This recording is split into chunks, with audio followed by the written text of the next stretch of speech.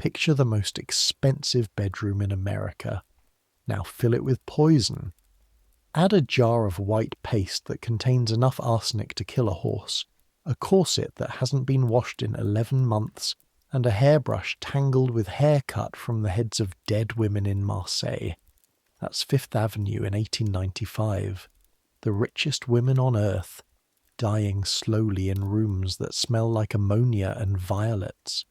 A place where a lady could bathe in champagne on a Tuesday and go 3 weeks without touching soap to her own face, because soap, she's been told, is for servants.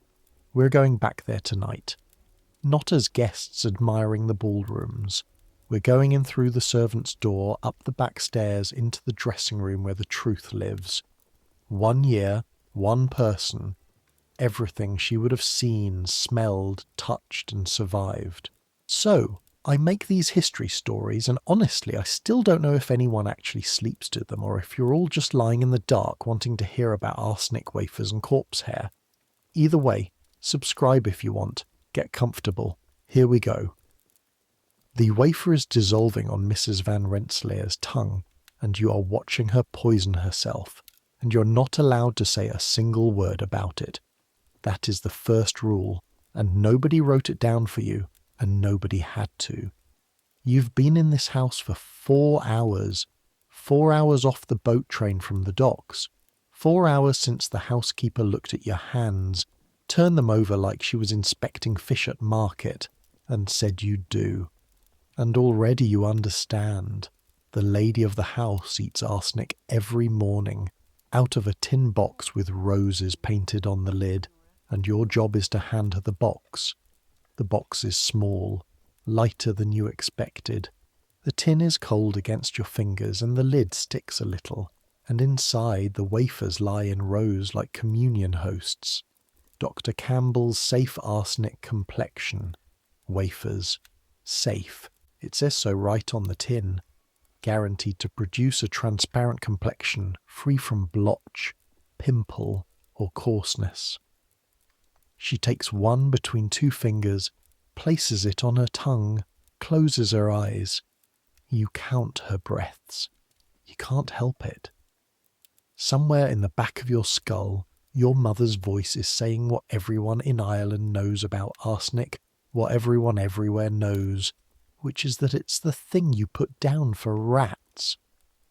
Mrs. Van Rensselaer opens her eyes. They're very pale, very beautiful, and the whites have the faintest blue tinge like skimmed milk. You're staring, girl. I'm sorry, madam. Bridget, is it? Your name is Nora.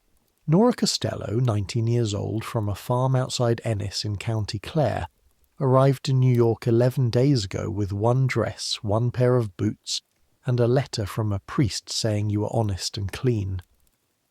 But rich women in New York call every Irish maid Bridget. It saves them the trouble of learning names. Nora, madam, if it please you. She looks at you for a moment. Something moves behind the pale eyes. Amusement, maybe. Or the arsenic. Nora, then, fetch the milk of roses. And that's it. That's your welcome to the house at 665th Avenue. 4 stories of Indiana limestone pretending to be a French chateau. 31 servants below stairs, 1 family above them, and you, standing in a dressing room the size of the church back home, holding a tin of rat poison with roses on the lid. Welcome to the Gilded Age.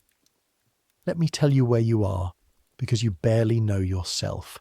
It is October 1895. New York City holds 1.5 million people, and maybe 400 of them matter, if you believe the woman who made the list.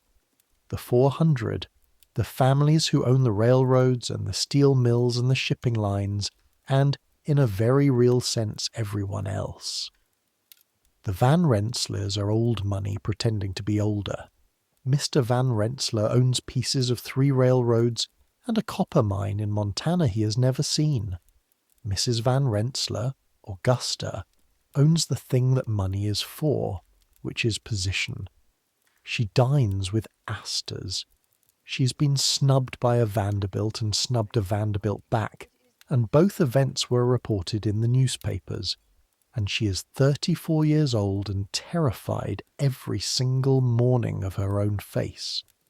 You will learn this slowly, the way you learn everything in service, sideways, through keyholes of moments. But it is the engine of your entire existence in this house. Augusta van Rensselaer's face is her fortune, her armour, her career. In her world, a woman does not work, does not vote, does not own her own name half the time. What she has is her skin, her waist, her hair, her entrance into a ballroom, and time is taking all of it away from her, one day at a time, and she has decided to fight time with every weapon the 19th century can sell her. The weapons are in this room, and most of them are poison. The dressing room. Learn it now, because you will spend more waking hours here than anywhere else on earth for the next year. 20 feet by 16. One tall window facing the avenue, hung with 3 layers of curtains. Lace, silk, velvet, because sunlight is the enemy. Sunlight makes freckles, and freckles, you will be told in complete seriousness, are a mark of the labouring classes. A lady's skin must be white, not fair. White. White like paper. White like death. White like something that has never once stood in a field. You stood in fields your whole life. Your face has a band of honest brown across the nose. The housekeeper looked at it in the kitchen this morning and said, "At least they'll never see you, so it doesn't signify. They, the family. You're one of the servants who is seen. A lady's maid stands closer to her mistress than a husband does, but you are seen the way furniture is seen, against the long wall dressing table, white marble top cold as a gravestone under your palms, and on it an arsenal. You will come to know every jar and bottle the way a soldier knows his kit, so look at them now. The tin of arsenic wafers, one in the morning, one at night. They make the skin pale by destroying the red blood cells that would give it colour. Nobody in this room says it that way. They say the wafers refine the complexion, the milk of roses in a cut glass bottle, rose water, oil of almonds, and a good dose of white lead. You don't know it's lead yet. You'll find out. The enamel.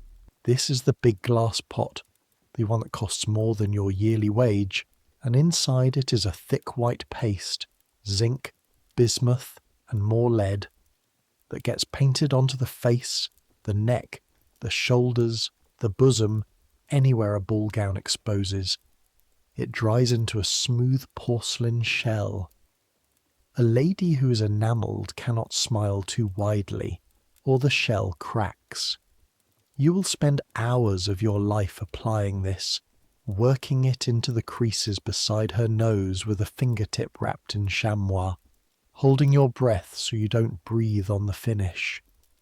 The bottle of laudanum for her nerves, the bottle of ammonia for her hair, the mercury cream, corrosive sublimate, for the brown spots on her hands, which burns off the top layer of skin entirely and leaves the new skin pink and screaming. The belladonna drops, squeezed into the eyes before a ball to blow the pupils wide and glittering, which also means she can't see properly across a dinner table, and you must whisper into her ear who is approaching. And the strangest thing on the table, the thing you will never quite get used to, a small silver-mounted pot of cold cream, and beside it, folded in tissue, thin strips of raw beef. Raw beef. For her face. At night, you will lay strips of raw meat on your mistress's cheeks and forehead, and bind them there with gauze, because her mother did it, and her mother's mother, and because a beauty column in Harper's Bazaar swears. The animal juices feed the skin while she sleeps.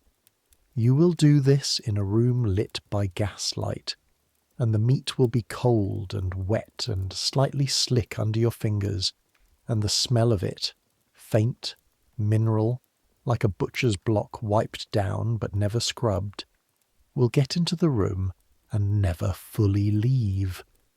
In summer, you'll have to fetch fresh strips because the old ones turn in the heat. The first night you do it, you will lie awake in your attic bed thinking, back home we couldn't afford beef for dinner, and here they wear it to sleep. Nobody in this house will find that strange except you. And you will learn to keep it off your face because your face is watched too. A servant's face must be nothing, smooth, blank, closed. You wear a mask of nothing while you paint a mask of lead onto a woman wearing a mask of beef at night. That is the house. Those are the rules. Now let's live a day in it.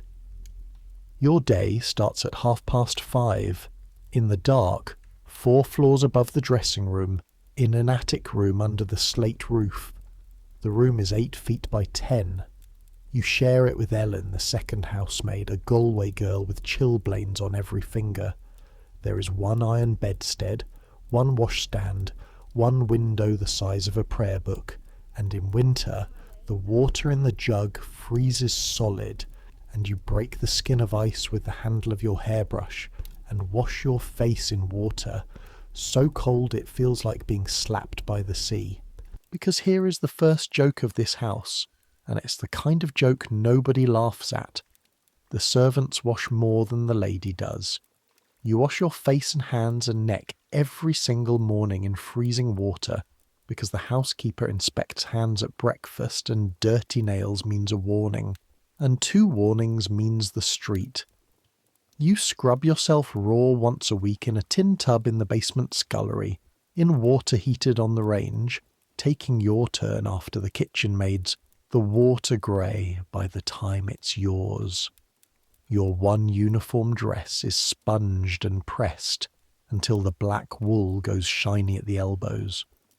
Meanwhile, 3 floors down, in a marble bathroom with silver taps shaped like swans, with hot water piped straight from a boiler the size of a cottage, a bathroom finer than anything the Queen of England had 30 years ago, Mrs. Van Rensselaer bathes fully perhaps twice a week. Twice. And this makes her modern. This makes her practically a fanatic for cleanliness by the standards of her mother's generation, when a full immersion bath was considered dangerous, an invitation to fevers, to congestion of the lungs, to a shocking loosening of the moral character. There are dowagers in this city, women worth $10 million, who have not been fully underwater since their doctors ordered sea bathing for their health in 1861. Old Mrs. Schermerhorn, who dines here monthly, is said by her own maid, servants talk, servants always talk, to have her body wiped down in sections with a cloth dipped in cologne, 1 limb at a time, so that no significant portion of her is ever both bare and wet at once. Modesty, even alone. Even in front of a maid who has served her for 20 years, she keeps her chemise on and washes underneath it by feel. The rest of the time, cleanliness is a performance done with perfume. You learn the smell of it within a week. Every grand woman in New York moves inside a cloud. Violet, heliotrope, attar of roses, orris root. And underneath the cloud, if you stand close, and you, Nora, will stand closer than anyone, there is the other smell. The body, wool and silk worn warm, hair that is brushed 100 strokes a night and washed once a month, skin sponged at the visible edges, face, neck, hands, the parts society sees, while the rest waits for bath day. The perfume is not decoration. The perfume is the plumbing. 5:30. You dress in the dark so as not to wake Ellen, whose turn it is to sleep until 6. Down the back stairs, 4 flights, 68 steps, you will count them 1,000 times. Carpet giving way to painted wood, giving way to stone. The back stairs are the servants' country. You're never, under any circumstances, to be seen on the front stairs. If you are carrying a can of hot water up to Madam and you hear a member of the family approaching, you're to step into a doorway, turn your face to the wall, and become invisible until they pass. Nobody tells you this to be cruel. They tell you the way they'd tell you not to touch a hot stove. It is simply the physics of the house. The kitchen at 6 is the only warm place in the world. The range roars. Monsieur Alphonse the chef, who's actually from Brussels but is paid to be French, is already screaming quietly at a kitchen maid about the eggs. You bolt bread and tea standing up at the end of the deal table, because a lady's maid ranks high enough to eat in the housekeeper's room at proper meals, but not high enough to be late for Madam, and Madam rings at 8. Before 8, you have work. The corset. Let's talk about the corset, because polite history never does. Mrs. Van Rensselaer owns 14 corsets. French, whalebone and steel, silk brocade over coutil, some of them worth $80. You make $18 a month. And here is the thing that no museum will ever tell you when they hang these beautiful objects in glass cases. They were almost never washed. They couldn't be. Wash a whaleboned corset and the bones warp. The glue-stiffened seams collapse. The silk water spots. The steel busk rusts and stains everything the colour of old blood. An $80 corset is ruined by one bucket of water. So it is not washed. It is worn day after day, laced down onto a living body for 14 hours at a stretch, in rooms heated to summer temperatures by coal fires, at dinners of 11 courses, at balls where a woman dances until 2 in the morning inside a sealed tube of silk and bone, and bodies sweat, even ladies, especially ladies, strapped and stacked under a chemise, a corset cover, 2 or 3 petticoats, and a gown with a boned bodice. A rig that can weigh, altogether, more than a bushel of coal, and you will carry these gowns, and you will know. The chemise underneath catches what it can. It is changed daily. That is the whole theory of 19th century underwear. You wash the linen, not the body and not the corset. But 14 hours a day, for months, sweat and skin and powder work their way into the corset itself, into the seams, into the little channels where the bones live. Part of your job every morning is to take yesterday's corset to the window, out of Madam's sight, and freshen it. This is the word, freshen. You sponge the inside edges with diluted ammonia, and the smell of the ammonia punches up into your eyes and makes them stream. You dust the lining with powdered orris root, which smells like violets and church. You hang it where air can move through it, and then, tonight or tomorrow, it goes back onto her body. The first time you hold one up to the light, you see the shadow of her, a darker ghost in the lining, the shape of a torso printed in a year of days. There are rust blooms at the steel. There's a stain under each arm that no orris root on earth is going to argue with.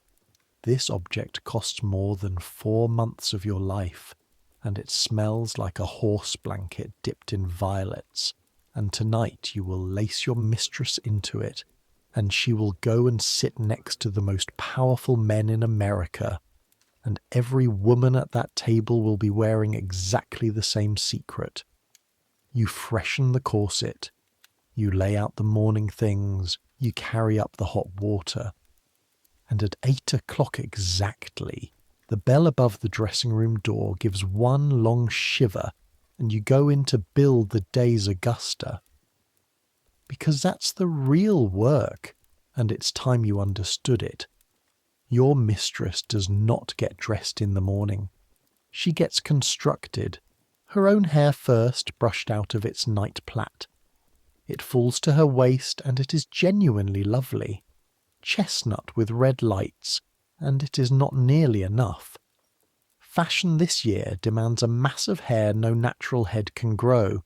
So you open the second drawer of the dressing table, and there they lie in their tissue paper, the switches. Long coils of human hair, matched to her colour by a hair merchant on Broadway. 3 of them, each as thick as a man's wrist. You know where hair like this comes from. Everyone knows, though nobody says it at the dressing table. The best of it is cut from poor girls, peasant girls in Brittany and Bohemia, who sit down in a market square once a year and let a dealer shear them like sheep for a few francs. Convent girls whose hair is sold when they take their vows, and some of it, the cheap lots, the job lots, comes off the dead. Hair keeps, hair outlasts. There is a steady, quiet trade out of the morgues and pauper hospitals of Europe. Combings and croppings gathered, boiled, sorted and shipped to New York in bales. And the dealer on Broadway smiles and calls all of it French. The first time you picked up one of those switches, you dropped it. It was heavier than you expected. Human hair in quantity is heavy, dense, cool, slightly slick, a live feeling in the worst way. And it slid through your fingers like something that wanted to get down, and it hit the carpet with a soft thump, and Mrs. Van Rensselaer said without turning around, "It won't bite you, girl. It's had a bath, which is more than its first owner likely ever had." And she laughed, and you laughed, because you must. And you picked up the dead girl's hair and pinned it onto the living woman's head, and you built the 2 of them together into one tower, and it was beautiful. That's the part nobody warns you about. It was genuinely beautiful. Understand the construction, because it will fill your mornings for a year. Under the hair, the rats. That is truly what they're called. Pads of wire mesh and stuffed hair, often her own combings, saved religiously in a china hair receiver on the dressing table, because a lady wastes nothing that grows from her own head, and these rats are pinned against her skull to bulk the style out. On grand nights there may be 5 of them under there, plus the switches, plus 50 hairpins, plus a diamond aigrette, and the whole assembly weighs as much as a newborn child, and pulls at her scalp until, by midnight, she has a headache that lives behind her eyes like a lodger. The hair itself is cleaned rarely and strangely, once a month perhaps, a proper wash, and a proper wash means you, Nora, working raw egg yolks into her scalp at the washstand, or a lather of black soap, and then rinsing and rinsing and rinsing with can after can of water. You carried up 68 steps, and then 2 hours of the 2 of you sitting by the fire while a rope of wet hair, as heavy as a ship's cable, dries across your lap. You feeding it through a warmed towel, arms aching, because a lady cannot go about with wet hair and there is no other way to dry it. Between washes, dry cleaning. You brush flour or powdered starch through the roots to drink up the grease, then brush it out again, 100 strokes, 200, until your shoulder burns and the powder hangs in the gaslight like a small local snowfall. Some ladies use ammonia and water sponged along the partings. Some use bay rum and go about smelling like a barbershop wearing a dress. And some, you will meet one, still believe washing the head at all is a danger to the brain. Then the face. On an ordinary morning the face is simple, the arsenic wafer. Then the milk of roses smoothed over cheeks and throat. That cool, sweetish lotion with its cargo of white lead going quietly into her skin, morning after morning, year after year. Then a dusting of pearl powder, which is bismuth, which is at least mostly not poison. Then the eyebrows brushed with a lead comb to darken them. Lead again. Lead is everywhere. Lead is the ghost in every pot on this table, and you will notice, over the months you cannot help noticing the things the beauty columns never print, that Madam's headaches are getting worse, that some mornings her hands tremble so that she cannot fasten her own bracelet, and you fasten it for her, your rough fingers against her wrist, and neither of you says anything. That there is a fine grey line, faint as a pencil stroke, beginning along her gums. The gums! God, the teeth! Let me tell you about the teeth of the richest women in America, because it will change the way you see every painted portrait of the age. They're rotten. Not all, not every tooth, but as a class, as a generation, the mouths of the wealthy are disasters, because sugar arrived before dentistry did. 11-course dinners, French pastry, candied fruit, bonbons in every drawing-room, and to defend against it, toothbrushes of bone and boar bristle, tooth powders made of chalk and cuttlefish bone and pulverized charcoal, and some, the fashionable ones, cut with honey and sugar for taste, so that women literally scrub their teeth with the thing that is killing them. Mrs. Van Rensselaer, at 34, has lost 5 teeth. 2 have been replaced on a small gold bridge made by a dentist on Madison Avenue, whose waiting room is finer than a bishop's parlour. The bridge comes out at night. It sits in a glass of water on the washstand, and one of your duties in the morning is to hand it to her before anyone else in the world sees her face, because a lady's husband may know her 30 years and never once see the gap. And because the teeth are bad, the breath is bad. Everyone's. It is the great unspoken fact of every glittering dinner table in this city. 100 candles, 1,000 roses, and 40 mouths in slow decay. Everyone leaning politely away from everyone else. Ladies fight it with cashews, little scented pellets of licorice and musk and ambergris held under the tongue, with violet pastilles, with mouthwashes of cologne and myrrh, and in the stubborn cases with a rinse of carbolic acid solution, the same carbolic they scrub hospital floors with, diluted until it only mostly burns. You will hold the little silver tray with the cachous at the dressing-room door every evening before dinner. She will take 2 without looking at you. It is as automatic as crossing herself would be, if her church were not in fact this table of jars. Now, I've told you what goes on the outside. You should know what they do to the inside, because the inside is where the age truly loses its mind. The waist. Fashion. This season asks of a grown woman a waist of 19 or 20 inches. A healthy female ribcage does not agree to this. It must be persuaded over years, beginning in girlhood. Augusta was first laced at 11 years old. By 15 she slept in a training corset. Now her lowest ribs curve inward where a farm woman's flare out. Her liver sits where God did not put it, and she cannot draw a full deep breath, has not drawn one, standing up and dressed in 20 years. She breathes high in the chest, quick and shallow like a bird. All of them do. Watch a row of ladies at the opera and you will see a dozen bosoms fluttering fast and small, and the fashion writers call this charming, the gentle agitation of the feminine form, and what it is suffocation with the volume turned down. She faints sometimes. They all faint. Fainting is so ordinary that architecture has adapted to it. There are fainting couches in the ladies' retiring rooms of every hotel and opera house in New York, and you carry a vinaigrette in your pocket, a little silver box with a grill, and inside a sponge soaked in vinegar and ammonia.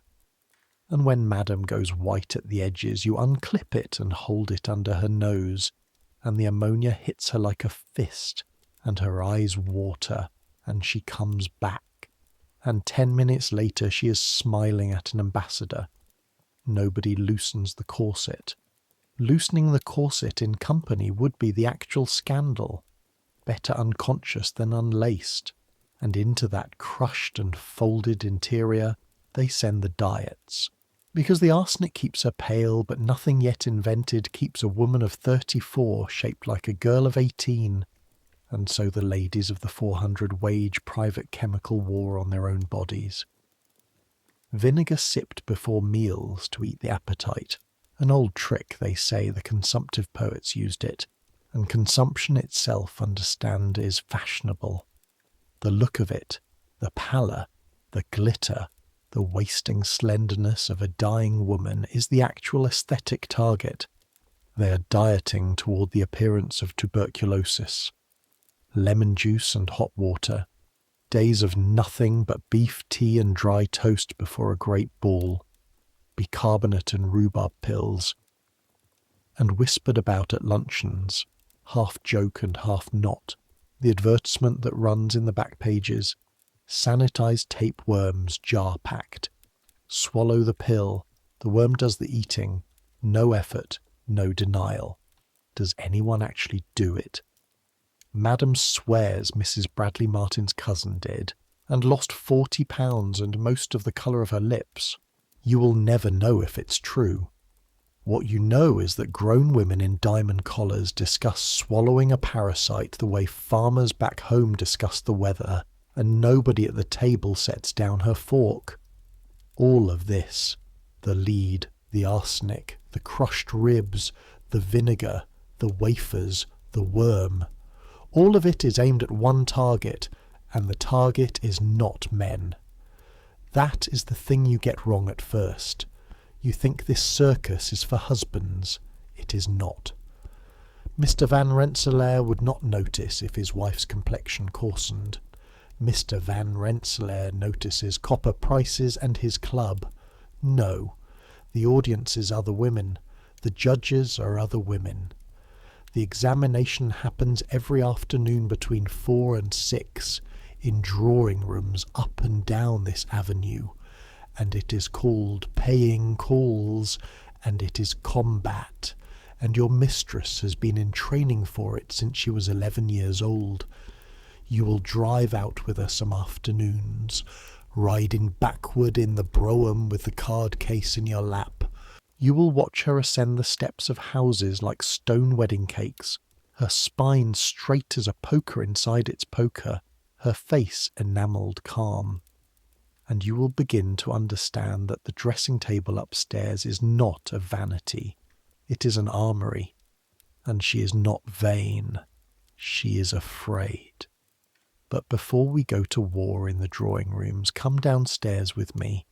You need to meet the people who keep the illusion running, because an enamelled goddess requires a priesthood, and the priesthood eats in the basement. 31 servants. At the top, Mr. Grieve the butler, an Englishman with a voice like a closed door, who decants the wine and guards the silver and has seen everything and says nothing.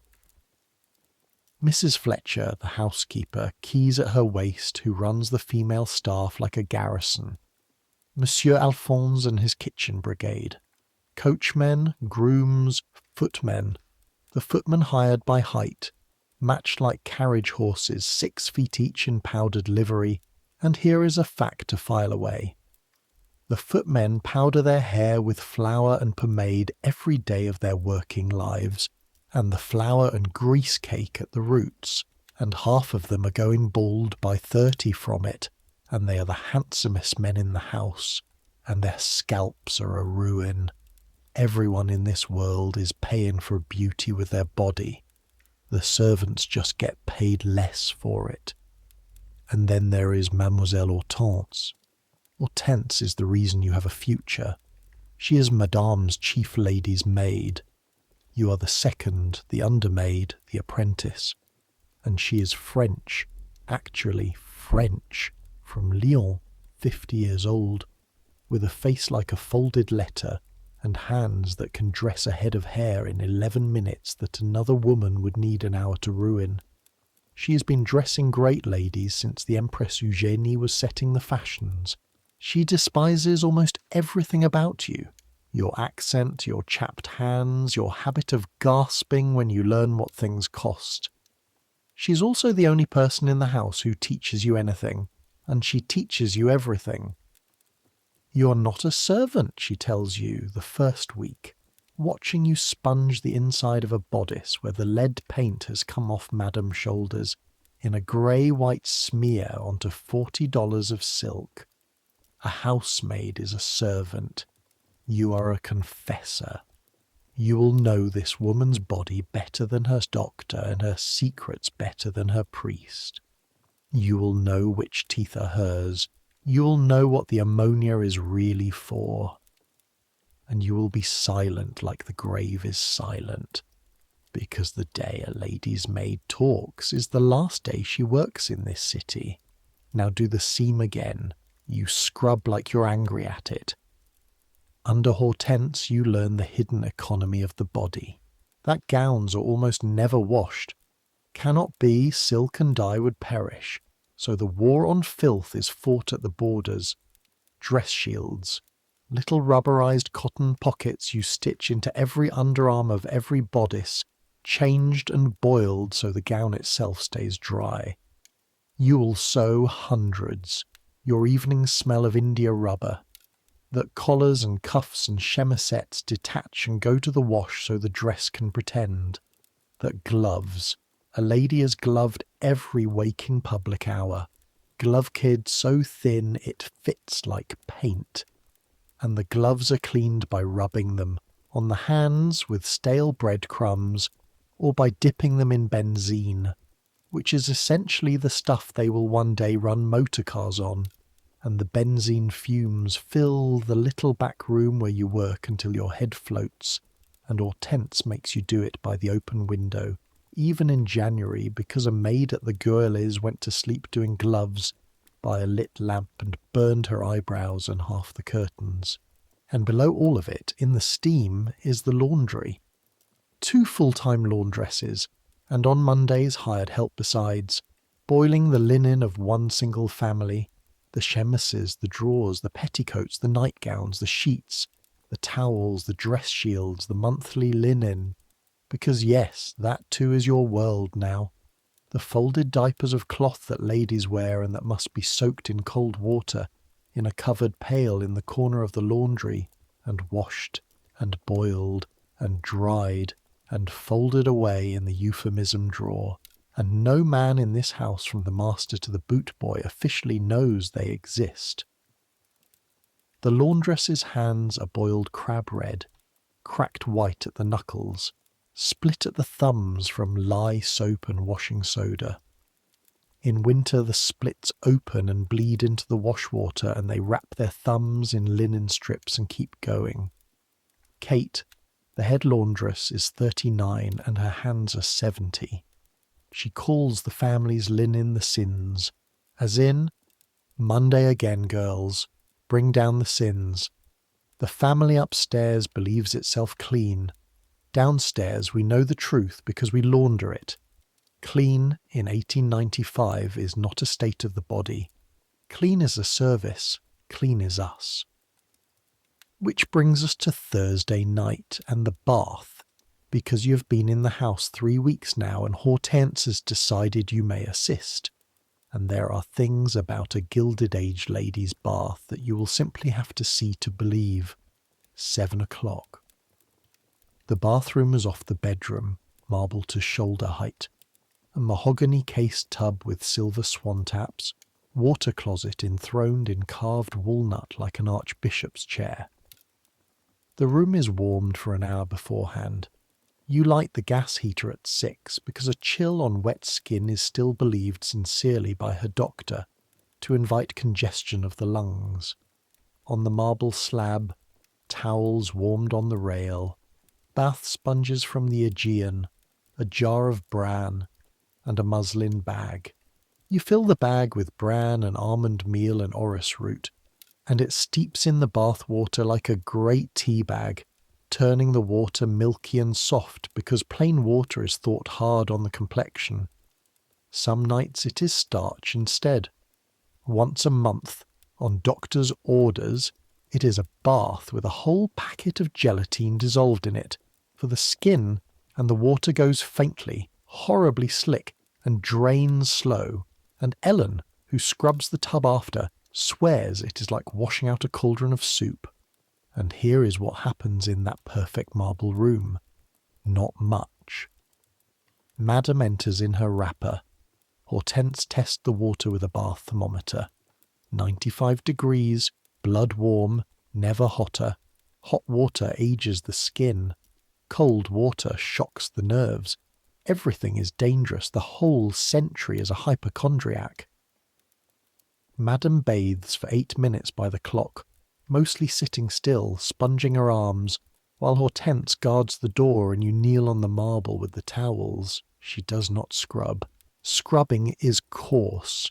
Friction is for servants and horses. The bran water is patted at delicately like a cat testing a puddle.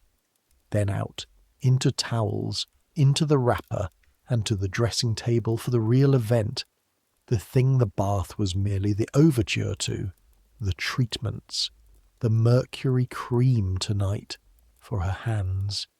You watch Hortense smooth the white ointment over the brown spots and wrap each hand in soft old gloves for sleeping, and you smell it, metallic, faintly sweet, wrong.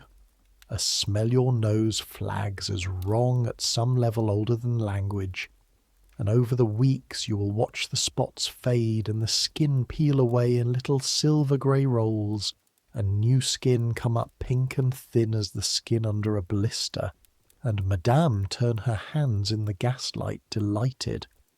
The face bandaged in beef, as I told you, or on other nights a mask of cold cream and cucumber pomade an inch thick, over which is tied, I promise you this is true, you will tie the tapes yourself, a mask of thin chamois leather, fitted to the face, with holes at the eyes and nostrils, worn all night to press the cream in and the wrinkles out. There are ladies on this avenue who also sleep in chin straps, buckled over the head to hold the jaw up against time. There are ladies who sleep with their hands strapped in mustard plasters to whiten them. There are ladies who sleep sitting upright against a mountain of pillows so as not to crush the night's curl papers every night for 40 years. You will stand in the doorway at 10:30 holding the empty tray and look back at her before you turn down the gas. Augusta van Rensselaer, mistress of 31 servants, gloved in mercury, faced in raw beef, strapped in leather, propped upright in a bed the size of a barge, eyes closed, breathing high and shallow, already half asleep under her armour.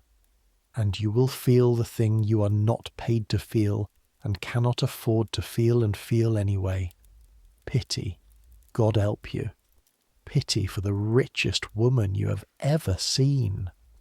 One morning in late January, Madame sends you out alone into the city, and the city gives you an education no drawing room could. 3 errands. The hair merchant on Broadway for a new switch. The 3rd switch has gone dull. Hair dyes twice, Hortense says, once on its first head and once on its second. Then the pharmacy on 6th Avenue, for the wafers and the milk of roses. Then the dressmaker on 23rd Street, with a bodice whose lining needs new shields. You go on foot and by horse car, wrapped in your good shawl, carrying the dull switch in a hat box, and the cold is the dry knife-edged American cold that still surprises you, nothing like the wet grey cold of Clare. The horse car smells of straw and wet wool and other people. Straws laid on the floor for warmth, and it is January straw, months of boots deep, and the windows are furred with frozen breath, and you scrape a little porthole with your thumbnail and watch the city grind past. Everyone in the car has a red nose and a grey face.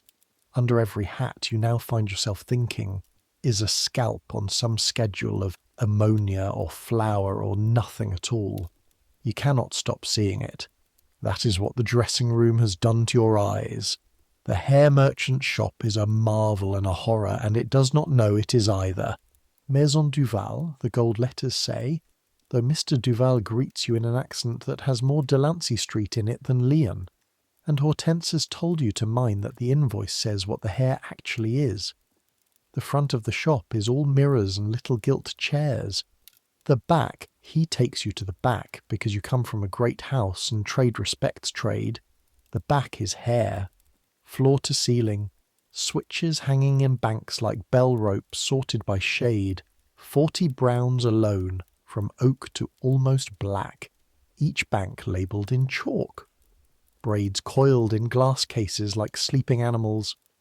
Loose hair by the pound in paper-lined bins, and the smell of the whole place is faint and specific, and you will never forget it. Soap and sulphur from the cleaning vats, and under it something dry and old like the inside of a church cupboard.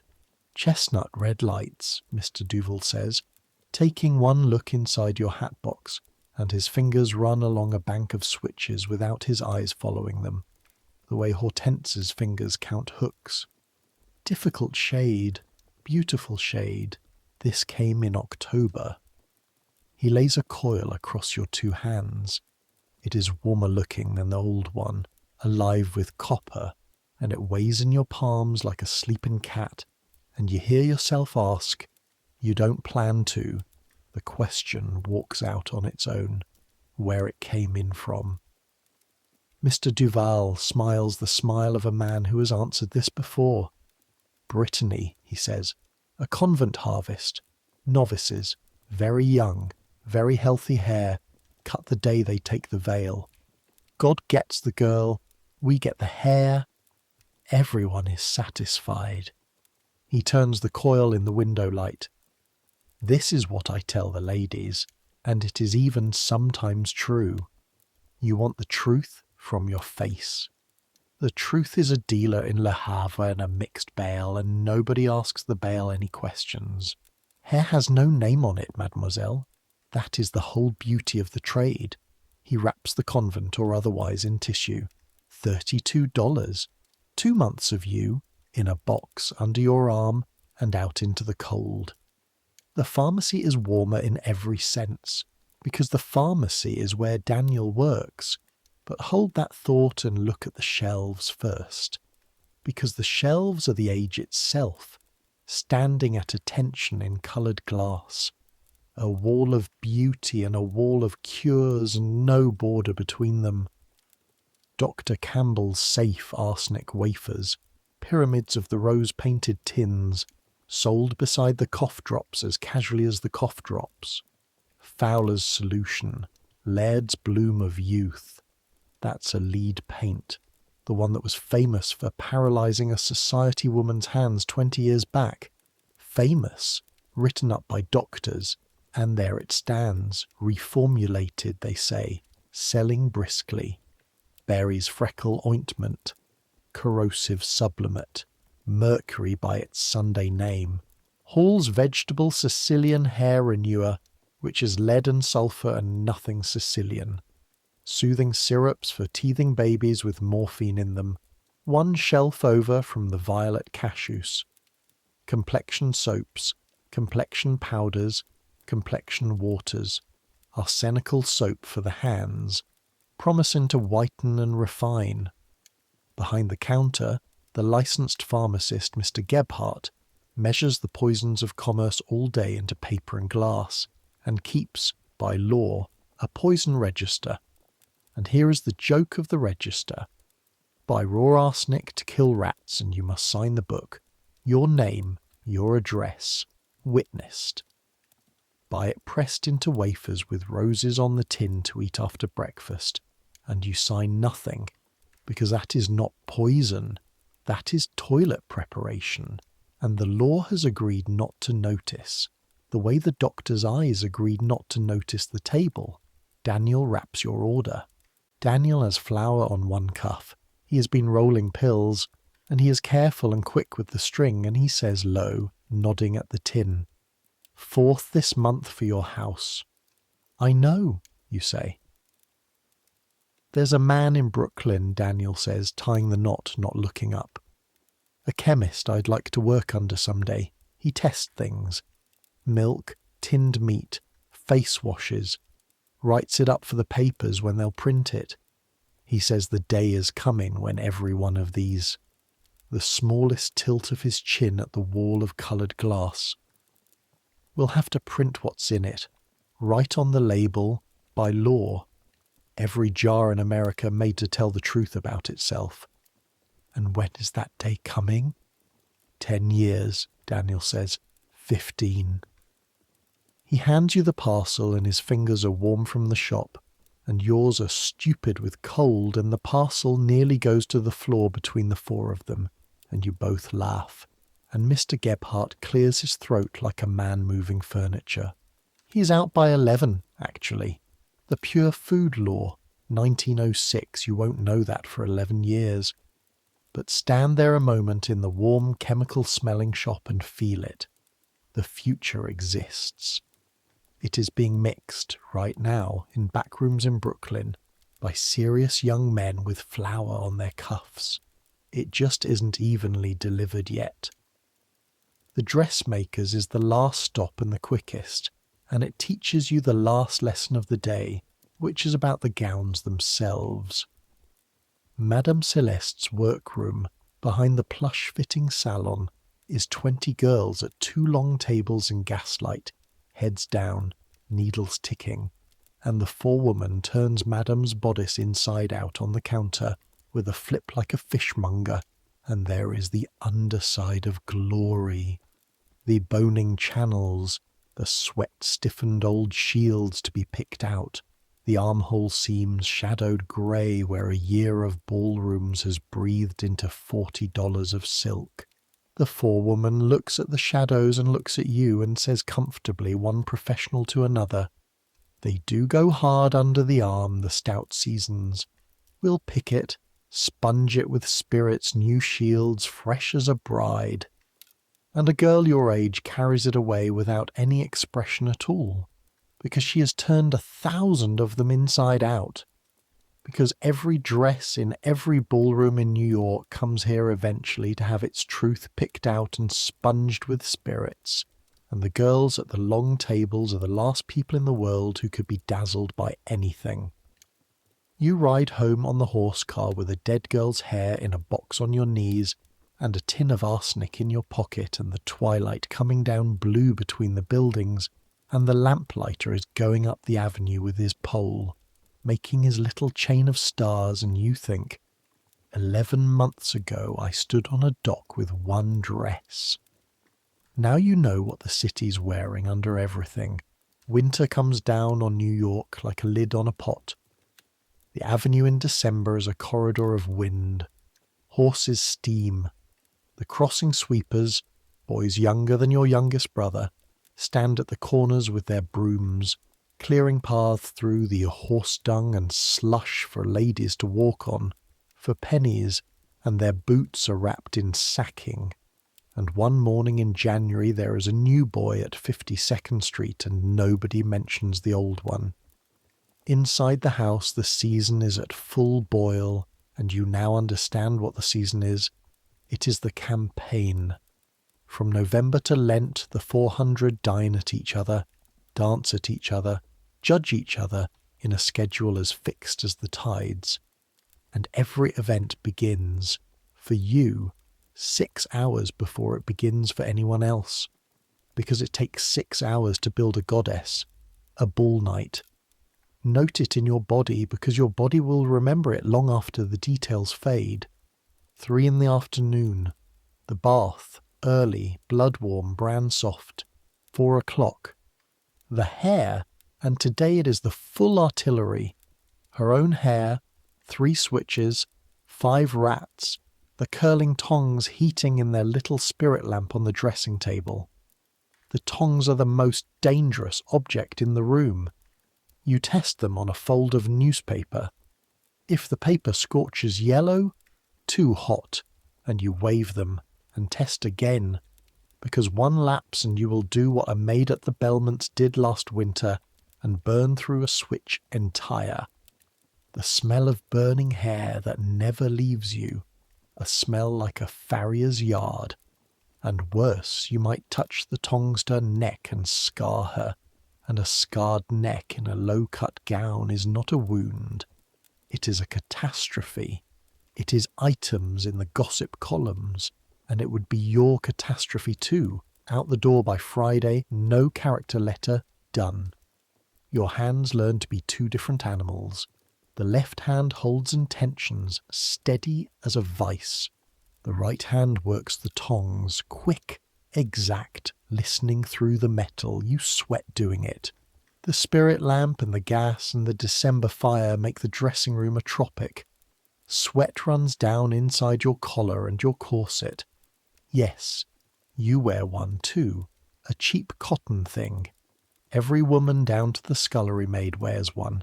It would be indecent not to. And you blink it out of your eyes and keep your hands dry on a towel because damp fingers on hot iron hiss. 5 o'clock, the face. Ball nights mean enamel. You mix it fresh in a saucer the way Hortense taught you. The white paste let down with rose water to the thickness of cream, and you paint your mistress. There is no other verb. Face, throat, ears, shoulders, bosom to the gown line, the backs of her arms. You work by gaslight with a badger brush and a chamois fingertip, filling the fine lines beside her eyes the way a plasterer fills cracks, and she sits statue still with her eyes closed and her lips just parted, breathing shallow so as not to crack the setting coat. And for half an hour the only sounds in the room are the fire, the hiss of the gas mantle, and the tiny wet click of the brush. Then the pearl powder over it, pressed, not dusted. Then the faintest bloom of rouge, carmine on a hare's foot, high on the cheekbone because pure white reads as corpse even to people who have agreed not to notice. Then the lead comb through the brows, the belladonna into the eyes, 1 drop each, and she blinks up at the gasolier with her pupils going wide and black and blind and beautiful. And then she stands and raises her arms, and we lower the evening gown over the whole assembly like lowering a bell over a candle, and lace and hook. 40 hooks, your fingertips polished numb, and clasp the diamonds and glove her to the elbow, and at 9 o'clock Augusta van Rensselaer descends her marble stairs, 20 inches at the waist, white as January, eyes like eclipsed moons, and the footmen straighten, and Mr. Van Rensselaer looks up from his watch, and even he, even the copper-mine man, goes still for a moment. She is magnificent. She is a triumph of engineering. She cannot see across the room, breathe past her 4th rib, eat more than 4 forkfuls, or smile beyond a fixed 16th of an inch. And she will win. That is what all this is for. Tonight, at the Ogilvy's ball, under 6,000 candles worth of gaslight, 400 people will look at her and see effortless beauty. Effortless. You could laugh. You are her effort. You and Hortense and Kate's boiled hands and the ammonia and the dead girl from Marseille whose hair is dancing tonight, pinned above 10 strands of diamonds. The carriage rolls. You wait up. You always wait up. A lady cannot be unbuilt alone any more than she can be built. And at 2:30 in the morning she comes home glittering and grey-lipped with exhaustion, and you take her apart piece by piece, diamonds counted into their velvet, gown over the rack, 40 hooks in reverse, the corset unlaced. And this is a moment you never get used to, the unlacing, because as the cords slide free, her whole rib cage moves for the first time in 12 hours, expands like something surfacing, and she braces her hands on the dressing table and just breathes 3, 4, 5 deep animal breaths, eyes shut, and the marks of the bones are printed down her body in red ridges that will take an hour to fade, and neither of you ever says one word about it. Then the enamel must come off. Cold cream, worked in, wiped away on soft rags, and the rags come away grey-white, streaked like wiping a windowsill, and you burn them in the dressing room grate because Hortense says lead cloths do not go in the general wash. And you watch the flames go strange colours, and you think about where the rest of it went. The part that didn't wipe off, the part that soaked in. 6 hours to build, 1 hour to demolish, in bed by 4. Your bell rings again at 5:30. You do this, in the high season, 4 nights a week, and on the calm afternoons in between, there is the other front of the war, the calls, 4 o'clock, the brougham, the card case, and the drawing rooms of the enemy, which is to say, of her dearest friends. It is on calls that you complete your education, because ladies' maids wait together in halls and back parlours, while their mistresses fence over tea and maids talk. Maids are the underground newspaper of Fifth Avenue, and from the maids you learn that your house is not strange. Your house is mild. You learn that Mrs. Parran Stevens's maid must apply her mistress's enamel so thick, over skin so ruined by 30 years of lead, that the lady no longer permits daylight callers at all. She receives only after dusk by candlelight, because gaslight is kinder and daylight is fatal. That the skin under the paint, the maid says, is the colour and texture of a wasp's nest. That she keeps painting because stopping would mean revealing what the paint has done, and so the paint has become the prison. This is called being enslaved to the enamel, and it happens to them one after another, and every one of them watched it happen to the one before. You learn that old Mrs. Schermerhorn, she of the clone wipe-downs, has not permitted water to touch her face in over 40 years. Not once. She was taught as a bride that water coarsens the complexion, and she cleans her face, has cleaned it since the Lincoln administration, with cold cream and soft cloths only. And her maid swears her skin is astonishing, soft as a glove, and also that being near her on a warm afternoon is an experience under the orris and the cologne that the maid declines to describe with the family upstairs. You learn about the arsenic springs, ladies who travel all the way to Austria to drink arsenic water at its source, at spas, on doctor's orders, and come home glowing and short of breath. About the belle in Washington Square who eats chalk and slate pencils by the boxful for her complexion, an appetite so common among girls that the druggists sell pencils in scented boxes for exactly this purpose. About the nightly glove of raw veal, the strawberry masks that ferment if worn too long in July, the freckle washes of lemon and borax and corrosive sublimate that took the freckles off a Rhinelander cousin, along with most of the skin that held them, so that she spent August in Newport in a veil, and the veil was reported in the papers as a charming caprice, and you learn, Hortense confirms it with one grim nod, about the mouse skin, that the perfect arched eyebrows on a certain marchioness by marriage, admired across 3 ballrooms, are not hers and are not hair.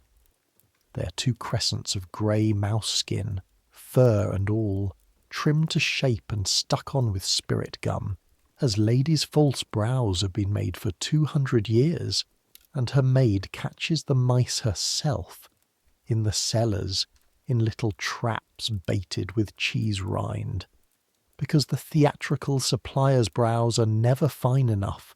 You sit in a warm back hall with 6 other Irish girls and 1 grand silent French woman, drinking the tea the enemy's kitchen sends up, hearing all this told in low voices between women whose hands all have the same cracks in the same places, and outside the door the drawing-room rings with the high bright laughter of ladies assuring one another that they simply woke like this, and you understand at last that you have not gone into service.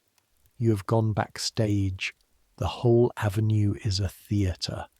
The play runs from November to Lent, and every actress in it is slowly being killed by her own costume. You should stand backstage at one dinner before this year is out, because a Fifth Avenue dinner, seen from the pantry side of the door, is the whole age served in 11 courses. The Van Rensselaers dine 24 in February. Preparation begins 2 days out. The silver comes up from the vault, and Mr. Grieve and the footmen sit in the plate pantry for a full day with rouge and chamois, and the smell of silver polish gets into the bread. Monsieur Alphonse builds a menu like an act of aggression. Oysters, 2 soups, a striped baize in a sea of sauce, sweetbreads, a saddle of mutton, terrapin, a stew of turtle in cream and sherry, the single most fashionable dish in America, and you will see the turtles arrive alive in a barrel, and you will hear things from the kitchen you elect not to investigate. Then canvas-back ducks, then a Roman punch to rest the stomach in the middle like a bench halfway up a mountain, then salad, ices, a pudding, hothouse grapes and pineapples in February, and 8 wines walking beside the whole procession in order of rank, 24 of the richest digestions in New York, laced and stacked in a room heated to 80 degrees by a coal fire, and 100 candles and their own bodies.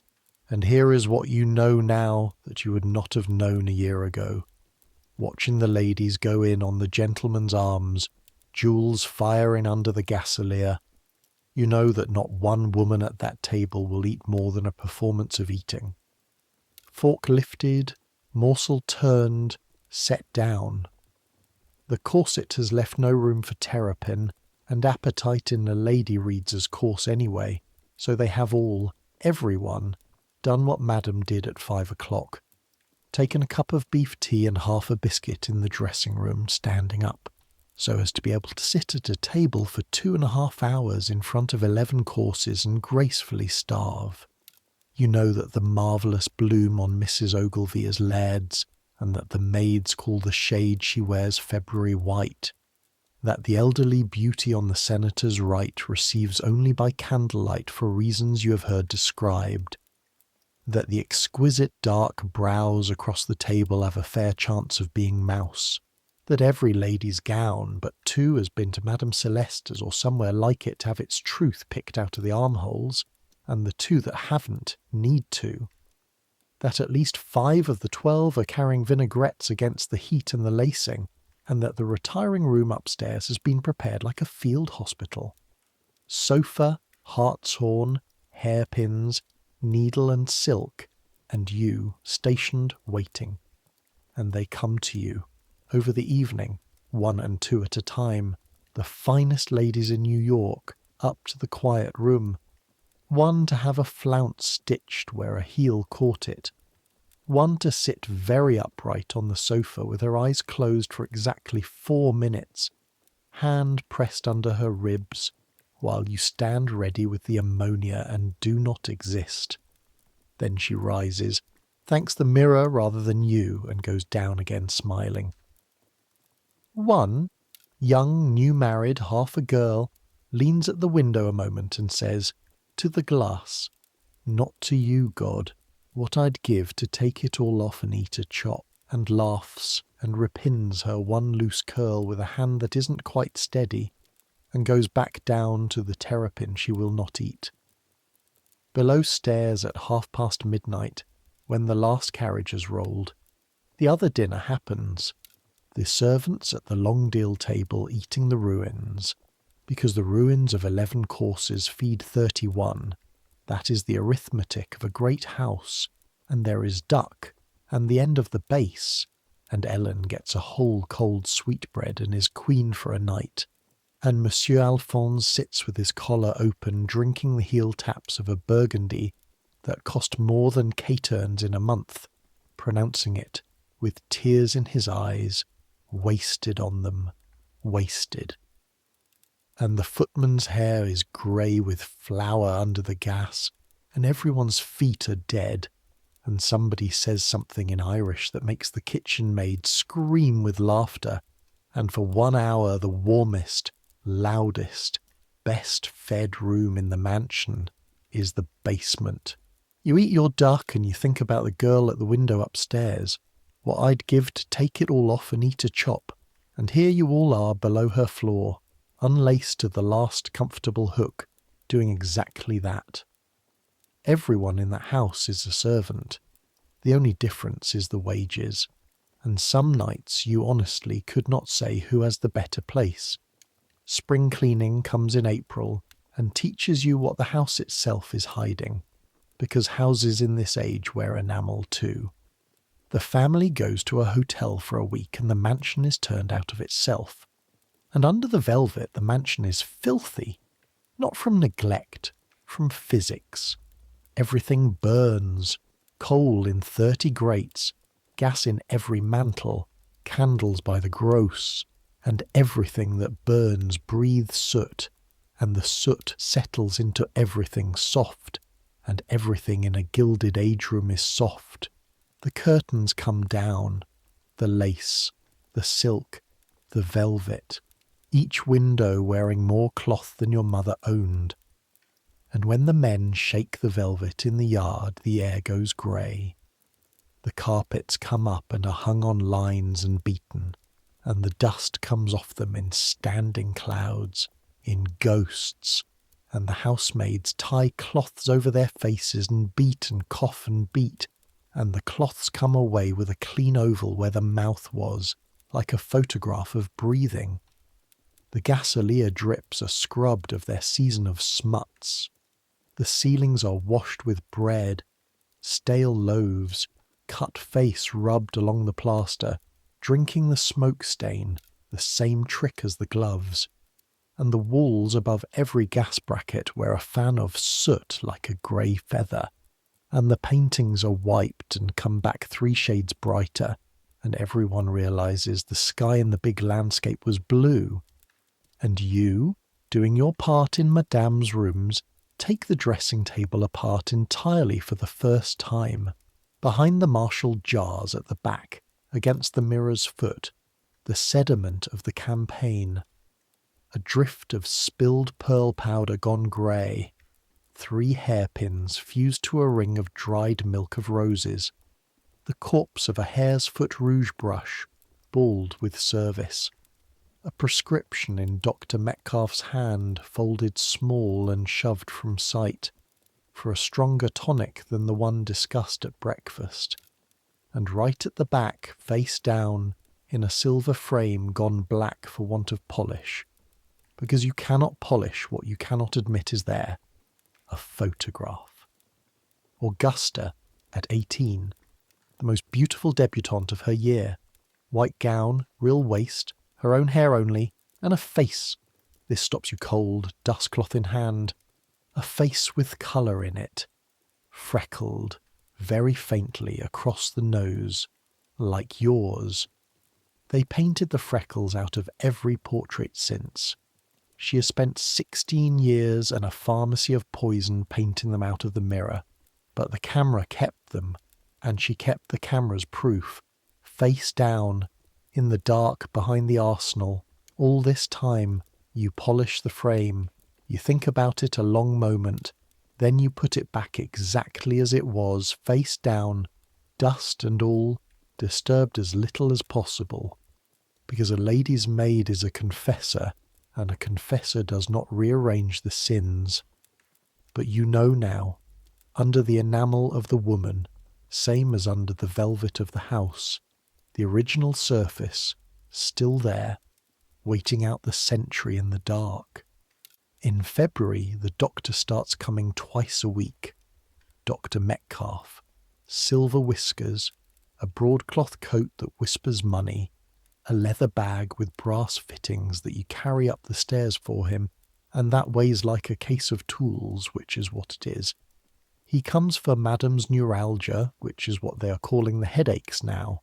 Neuralgia, and nervous debility, and a delicacy of the digestion, a menu of soft words for a body that is trying, politely, in the only language it has left, to tell everyone in the room what is wrong with it.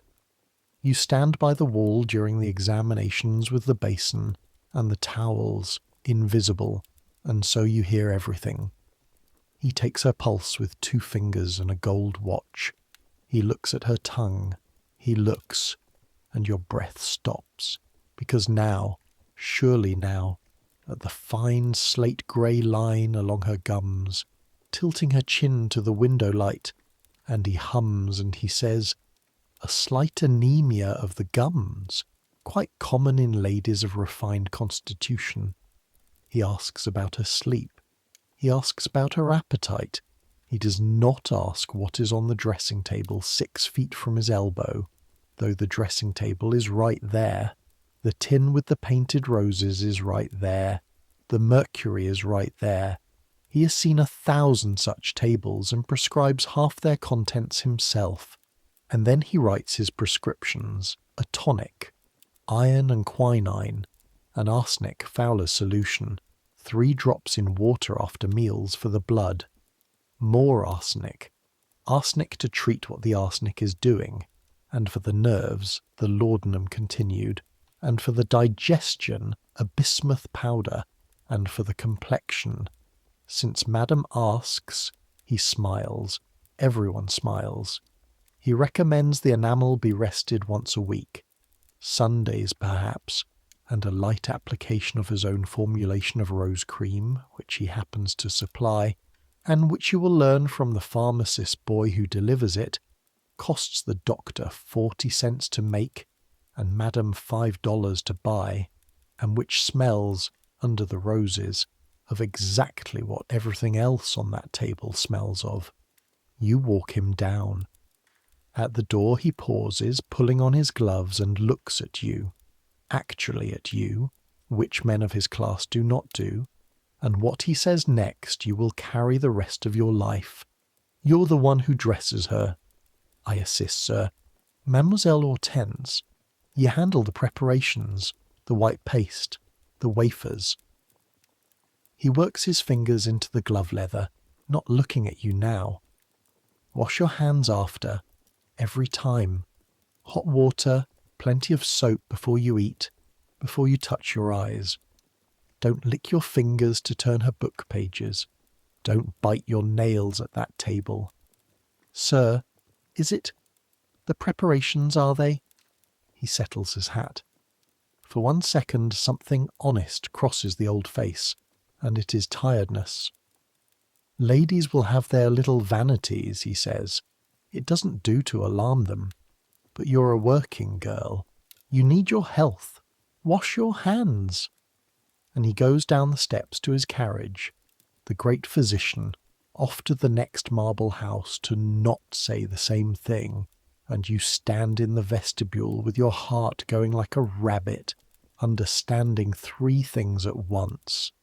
That he knows, that they all know, that knowing is itself a service everyone has agreed to purchase in the negative. Wash your hands. It is the only medical truth that will be spoken aloud in that house all year, and he gave it to the maid. You go up the 68 steps very slowly that afternoon, and that evening, mixing the enamel, you look at your own hands as if they belong to someone you are worried about. The cracks at the knuckles, the hangnail you chew when you're tired, and from that night on you scrub them after every application until they sting, with the yellow kitchen soap down in the scullery, and Ellen laughs and calls you Lady Macbeth, because Ellen went 2 years to the nuns and never lets anyone forget it. March, Lent. The season dies on schedule, and the great houses exhale. And in the strange slack quiet, Hortense catches a chill that goes to her chest, and for 9 days you dress Madame alone, and you do not ruin anything, and something shifts. Madame begins talking to you. Not conversation, great ladies do not converse with maids, but the thinking aloud that they permit themselves before the one mirror that has no opinion, which is you. She tells you, over 3 weeks, in fragments, the whole architecture of her fear. That she was presented at 18, and the papers called her the most beautiful debutante of her year, and that she has been defending that sentence like a boarder ever since. That her mother enamelled to her deathbed, literally. The maids painted her face in her final illness so she could receive her friends' farewells, and she died in full enamel and was buried in it. And Augusta says this with no horror at all, says it with approval, says her mother never once let herself be seen, that the new girls coming out each November are 17, 18, with skin like the inside of a shell, and that at supper she can see the young men's eyes go past her to them, just a half-inch past her, and that the half-inch is the whole of death, arriving early. "You think we're fools," she says one night, eyes closed, while you work the cold cream into the enamel. It is not a question, and you do not treat it as one. You keep your fingertips moving in small circles at her temple. My grandmother had 9 children, and a face like a saddle by 40, and nobody minded because nobody looked. We are looked at, Nora. It is the entire occupation. They took everything else. The gas hisses. The rag comes away grey. A man my husband's age is called distinguished. Do you know what they call a woman my age? You do not answer. She does not want an answer. Nothing, she says. That's the whole trick of it. They stop calling you anything at all. And Hortense, when her chest clears, Hortense completes the lesson. You bring her broth in her little room off the sewing room, and she's propped grey against the pillows without her false front of hair, an old woman suddenly, and she watches you set the tray and says in her folded letter voice, "You pity her now. I see it. Good. Pity is correct. Only the stupid despise them." She drinks. Her hands on the cup have the same cracks as yours, 40 years deeper. But understand what you are looking at, petite. I dressed a comtesse in Paris in 68 who bathed her face in nothing but rainwater and almond milk and was dead of her waist at 41. Her liver, the doctor said. Her corset, God knew. I dressed her daughter, who swore never, never, and by 30 she was drinking the arsenic like her mother took communion. It is not vanity. Vanity is a sin is a choice. This is the profession they are permitted. Her ballroom is my scullery. She is in service too. She just doesn't know to whom. She sets down the cup and closes her eyes, and says the sentence you will still be able to hear at 80. Everyone in that house is a servant child. The only difference is the wages. There is one place in the house where none of it can reach you, and you find it by accident in April chasing a draft. The roof. There is a door at the end of the attic corridor past the cisterns, meant for the men who clear the gutters, and it is never locked because nobody who matters knows it exists. You go through it one evening at the end of your half-day, and you come out onto the leads behind the false chateau turrets, into the wind, 60 feet above Fifth Avenue. And there is the city. You have been inside it for half a year, and you have never once seen it. The avenue runs away north and south, a canyon of stone wedding cakes just like this one, gas lamps coming on in a long stitched seam of light. To the east, the river and the bridge at Brooklyn hang its impossible curve of lamps in the dusk. To the south, the whole roaring downtown, church spires drowning among 10-story buildings, and the harbour beyond it going pewter, and somewhere down there the dock where you stood 11 days off the boat with one dress and a priest's letter. West, over the black spring woods of the Central Park. The sun is going down into New Jersey in exactly the colours Madam is forbidden to let touch her skin. Chimney smoke from 10,000 houses. Under it, faint, the sound of the whole machine. Hooves, wheels, the L train rattling its cage down 6th Avenue. A ship groaning in the river. 500,000 fires being lit for 500,000 dinners. And in every third grand house that you can see from here. You know this now. This is the thing you know that the view can't unknow. A woman is sitting down at a white marble table to be painted for the evening, and a girl with cracked knuckles is standing behind her, holding the brush. You stay until the wind gets through your shawl. You'll come back up here all spring and summer, on evenings when the bell has stopped ringing, and stand in the one place in New York where nobody is looking at anybody. The boy from the pharmacy, the one who delivers the doctor's $5 rose cream, is called Daniel, and he is from Cork, and he has started timing his deliveries to the hour when you take the air on the area steps. And this is not part of our story tonight, except to say, you are 19, and it is spring, and not everything in 1895 is poison. Let me hold you in Newport a little longer before the ball, because the 8 weeks by the sea have their own catalogue of the unbelievable, and you are the one unpacking it. The cottage runs on the same clock as the city house, but the clock is crueler, because Newport's whole day is public. In New York, a lady can hide until 4.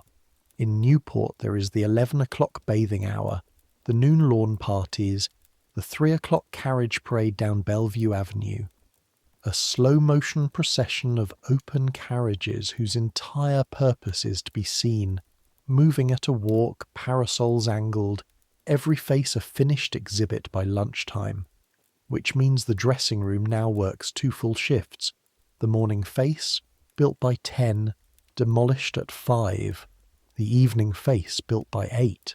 Everything I taught you about 6 hours, double it, and add salt air, which is the enamel's mortal enemy. Damp salt wind lifts the paint at the edges like wallpaper in a cellar, and you learn the Newport touch, the mid-afternoon repair, powder and a licked dry brush in the retiring rooms of other people's palaces. The bathing hour deserves its portrait. Bailey's Beach, 11 sharp. The bathing pavilions stand in a row like sentry boxes, and inside them the second act of your profession happens at speed.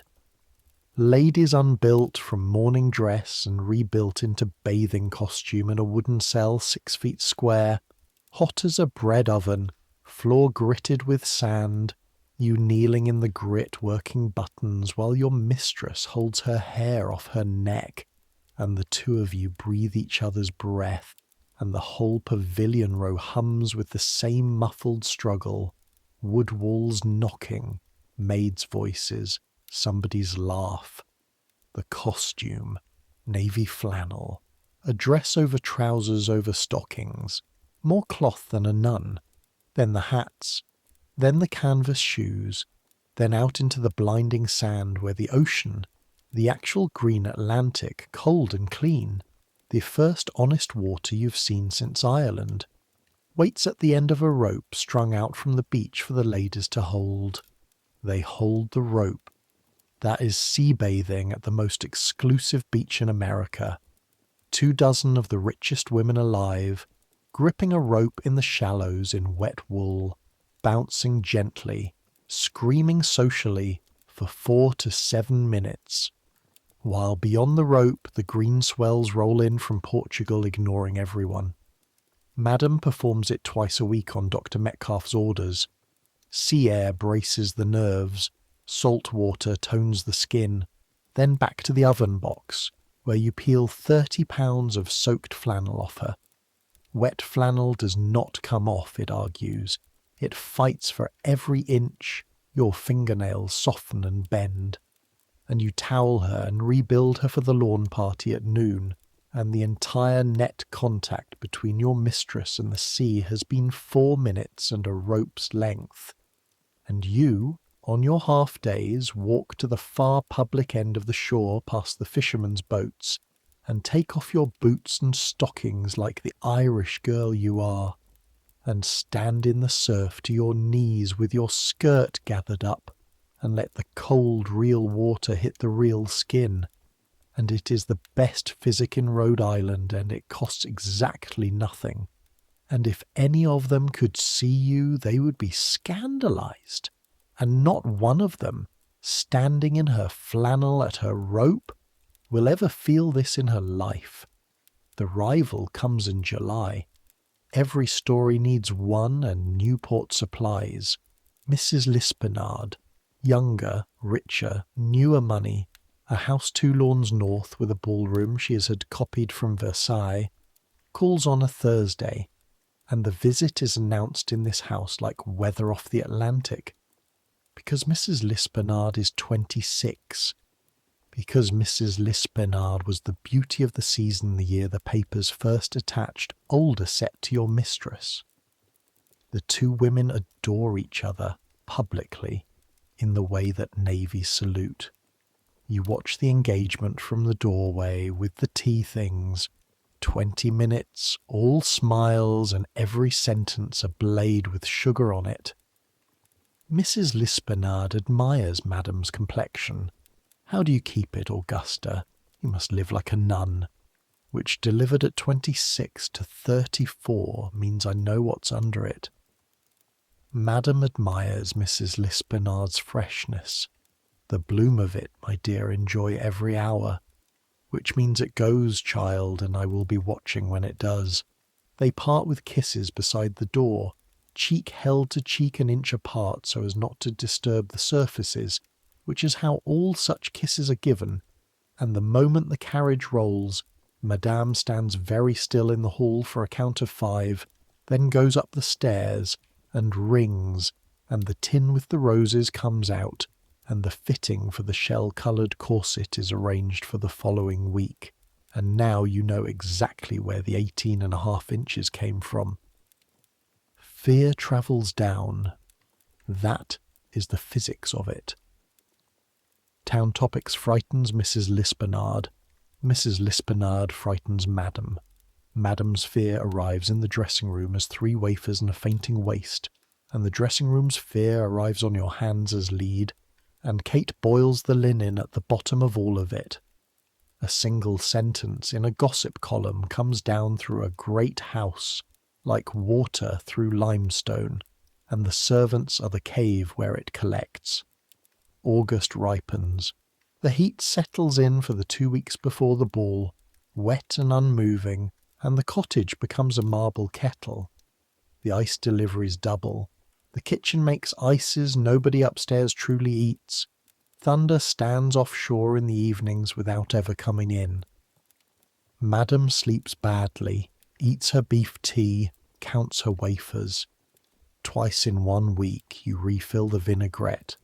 Hortense watches the 18.5-inch fittings with her folded letter face, and says nothing at such volume that even Madame hears it, and ignores it. And on the last quiet evening, the night before the ball, with the house below already half mad with florists and hired footmen, and the orchestra's crates in the hall, Madame does an unprecedented thing. She dismisses Hortense early, keeps you and has you brush out her hair. Just brush it, no building, no rats, her own chestnut hair only, 100 slow strokes by the open window in the sea dusk. And she watches the offshore lightning stand in the clouds, and after a long time she says, "My mother told me once that a woman's looks are her whole estate, and an estate must be farmed." Stroke and stroke. The brush ticks softly at the ends. She farmed hers to the last morning. I used to think that was strength. The lightning breathes behind the clouds, silent like something enormous turning over in its sleep. Tomorrow, Nora, 400 people are coming to walk my fences. That is all. You put her to bed unpainted for once. Too hot for the beef, too hot for the mask, small mercies of the thermometer. and you climb to your hot little room under the cottage eaves and lie on top of the sheet listening to the sea work at the cliff, on and on, patient as a century, and tomorrow is the ball, and you already know, in the way that hands know things before heads do, that 18.5 inches in this heat is a bill that will be presented. In June, the whole world packs itself into trunks and goes to Newport. You've never seen anything like the migration. 54 trunks for one family. You count them. You help fill them. Your fingers wrapped around tissue paper for 11 days straight. Gowns laid in like the dead. Sleeves stuffed with paper so they won't crease. Each trunk a coffin of silk. The dressing table travels in a fitted case of its own. Every jar, every bottle, the tin with the painted roses, the switches in their tissue, the chamois masks, all of it strapped into velvet compartments like surgeons' instruments, which is, by now, exactly how you think of them. Newport, a fishing town in Rhode Island that the richest families in America have colonized for the summer, building marble palaces along a cliff over the Atlantic and calling them, with a straight face, cottages. The Van Rensselaer cottage has 28 rooms and a view of the sea that would stop a bishop's heart. The season here is 8 weeks long, and it is the winter campaign again, but worse. Because in winter the enemy sees you across a ballroom, 40 feet away, by gaslight. In Newport, the enemy sees you at noon, outdoors, in July sun. Sunlight, remember, is the great destroyer, and now the entire theatre of war has moved into it. So the ladies of Newport go to the beach. There is a bathing hour at Bailey's Beach, the most exclusive strip of sand in the Western Hemisphere, guarded against outsiders by a man in a gold-braided cap. And they enter the sea, when they enter it at all, in costumes of dark flannel that cover them from neck to knee, with stockings, with canvas shoes, with hats, and the flannel when wet weighs as much as a wet sheep and could drown a strong man, and the ladies bob at the rope for 4 minutes, shrieking politely, and come out and are wrapped like invalids. That is sea bathing. It is prescribed by every doctor and performed like a vaccination. Briefly, bravely, once. The rest is defence. Veils. Gauze veils in every carriage, green-lined parasols because green light is thought coolest for the complexion, gloves at noon in August, cucumber cream at night for the sunburn that got through, and buttermilk masks and for the freckles that got through anyway, the lemon and corrosive sublimate wash, which is mercury again, mercury forever, the summer's whole harvest of small brown proofs of being alive burned off in September like stubble off a field. And under the flannel and the veils the corsets stay on. 90 degrees on Bellevue Avenue, air like wet wool off the sea, and the waists stay at 20 inches. And now the fainting is not occasional, it is scheduled.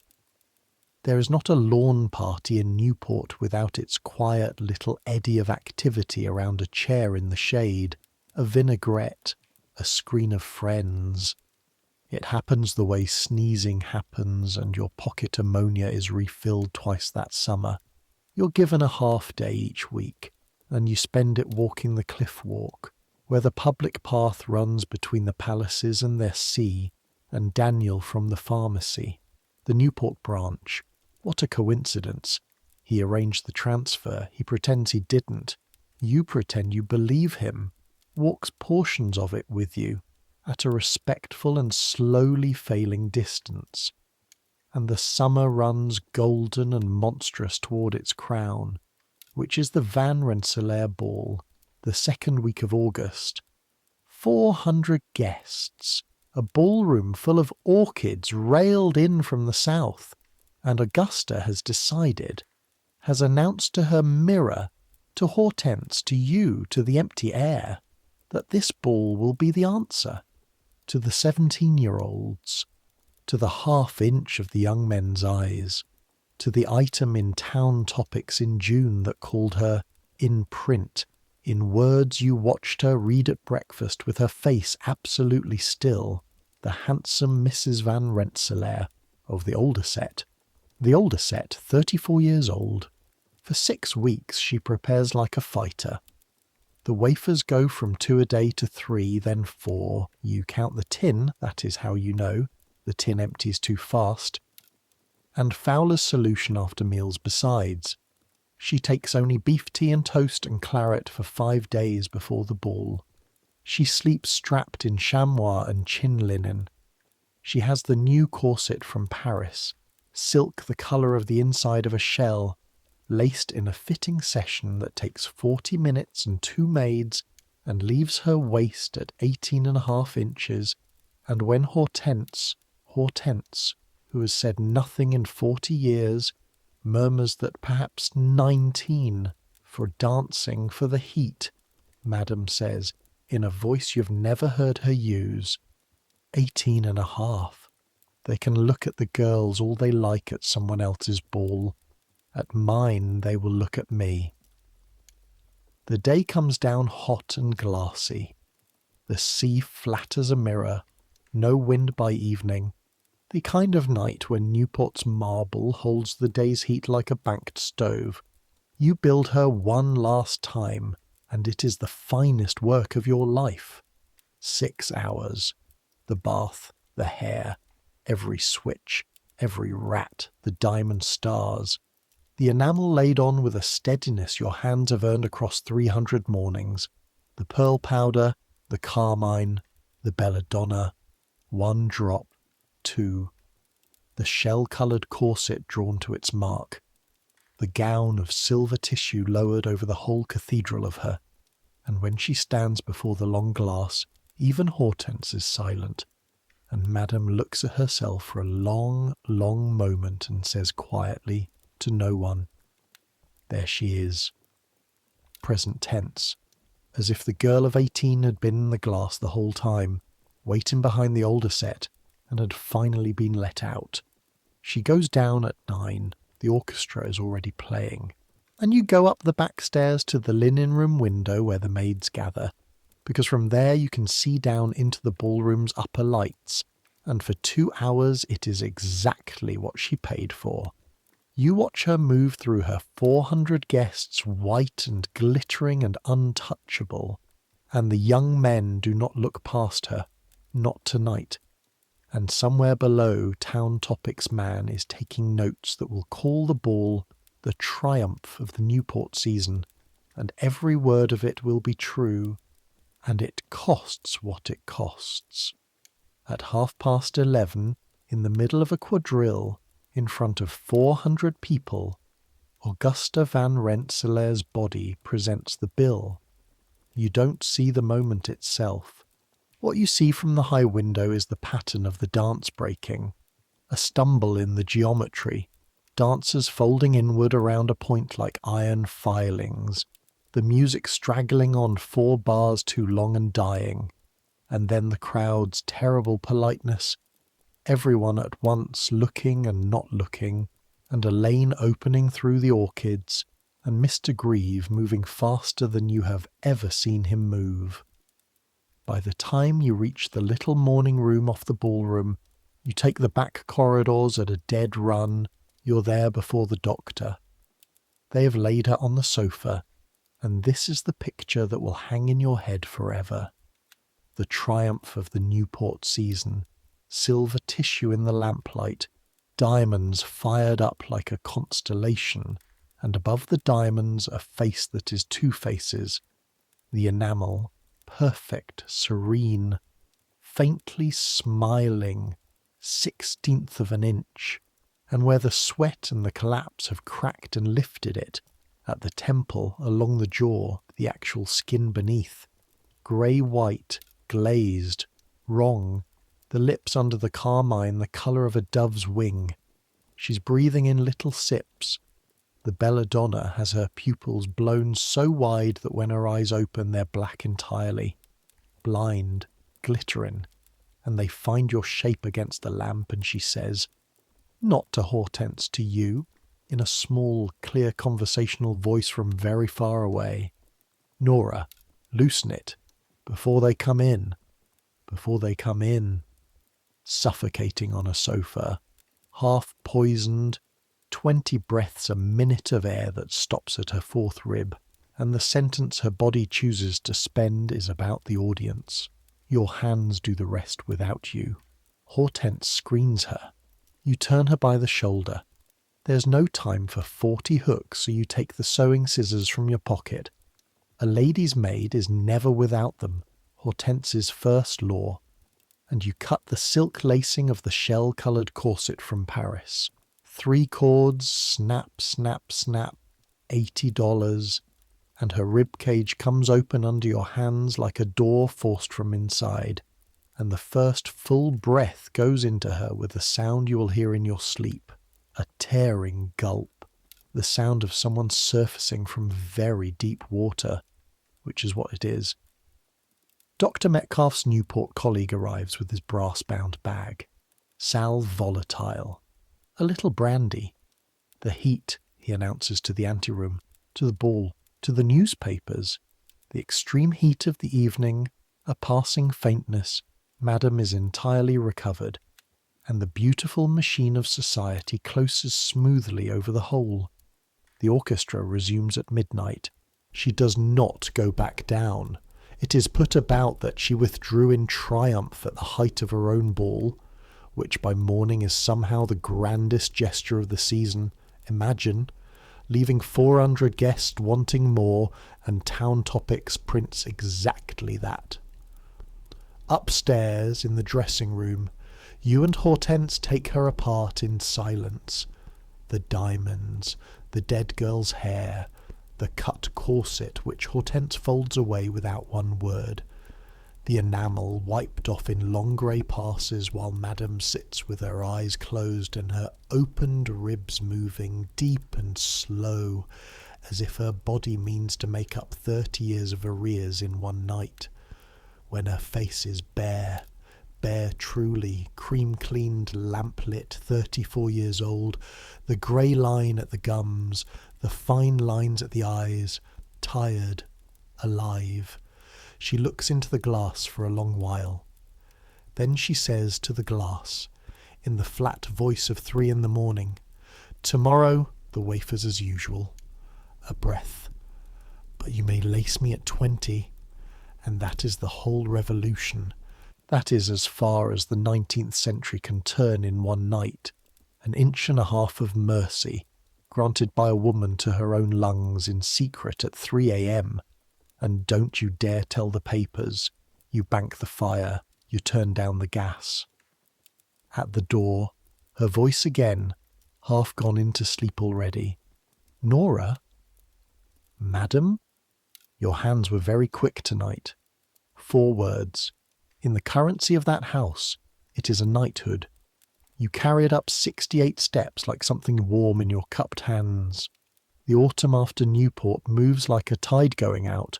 Slow, then suddenly the whole shape of the shore is different. October, and the trunks come home, and the city house wakes great by great. There is a new under-housemaid, 14 years old from Mayo, so green she curtsies to the butler, and you catch yourself teaching her the way Ellen taught you. Walk the edge of the stair carpet, it wears less, and Mrs. Fletcher checks. Never pass the morning room after 9. If you hear the family, be a wall, and you hear your own voice saying it gets easier, and you stop because you remember not believing that, and because it is only half true, it doesn't get easier. You get quicker, which spends less of you on the same work, and the difference between those two things is a whole philosophy you have no time for before the 8 o'clock bell. The wafers, as she said, continue as usual, but you have begun, this autumn, a small silent bookkeeping that nobody assigned you. You know the tin. You know its weight full and its weight low, the way your hand knows the coal scuttle, and the tin is emptying slower than last winter. Not slowly, slower. 2 a day mostly, where the weeks before Newport ran to 4. The Fowler's bottle goes down by drops instead of spoonfuls. Whether it is the memory of the sofa in the morning room, or the 1.5 inches at the waist letting her eat like a living woman, or simply a season with one fright in it too many you cannot say, and she would never. You just weigh the tin in your palm every morning and set it down and say nothing, the way you were trained to say everything. The headaches thin out with the wafers. Some weeks there are none at all, and on those weeks she's quicker, funnier, harder to dress because you will not sit still. And once she says something at the glass so dry and sudden about Mrs. Lispenard's Versailles ballroom, a room copied from a palace where they cut off everyone's head. How forward-looking, that you laugh out loud, actually laugh, in the dressing room. A crime with no name because it has never been committed, and there is a terrible beat of silence. And then she laughs too. 10 seconds, the two of you, in the gaslight, among the jars. It never happens again. You keep it anyway. You keep everything. That is the job under the job. Hortense's chest goes bad again with the first hard frost, worse this time, and Dr. Metcalf listens at her back through his wooden tube for a long minute, and then talks quietly to Mrs. Fletcher in the passage. She works on. Of course she works on. But now it is she who sits, giving instruction from the chair by the fire while your hands do. The accounts, the jewel inventory each quarter against the insurance list, item by item into the ledger in her strict convent copperplate, and your improving copy of it. How to write to Paris for the spring orders, how to fold a tulle so it lifts out of the trunk already alive. She is emptying herself into you deliberately, a jug into a jug, and you both know why, and neither of you says the why, because saying it would make it a fact instead of a chest cold. Only once does she come near it. A December evening, the two of you tearing old chemises into rags for the enamel, soft rag work, sit-in work, work for a woman who stops to breathe on the stairs now, and she says, out of nowhere, in French first and then, seeing your face, again in English. 41 years I have carried other women's beauty. It is not a small thing to carry, whatever the priests say of it. Tier, fold, stack. Her hands never stop even when her breath does. But it is a rented life, petite.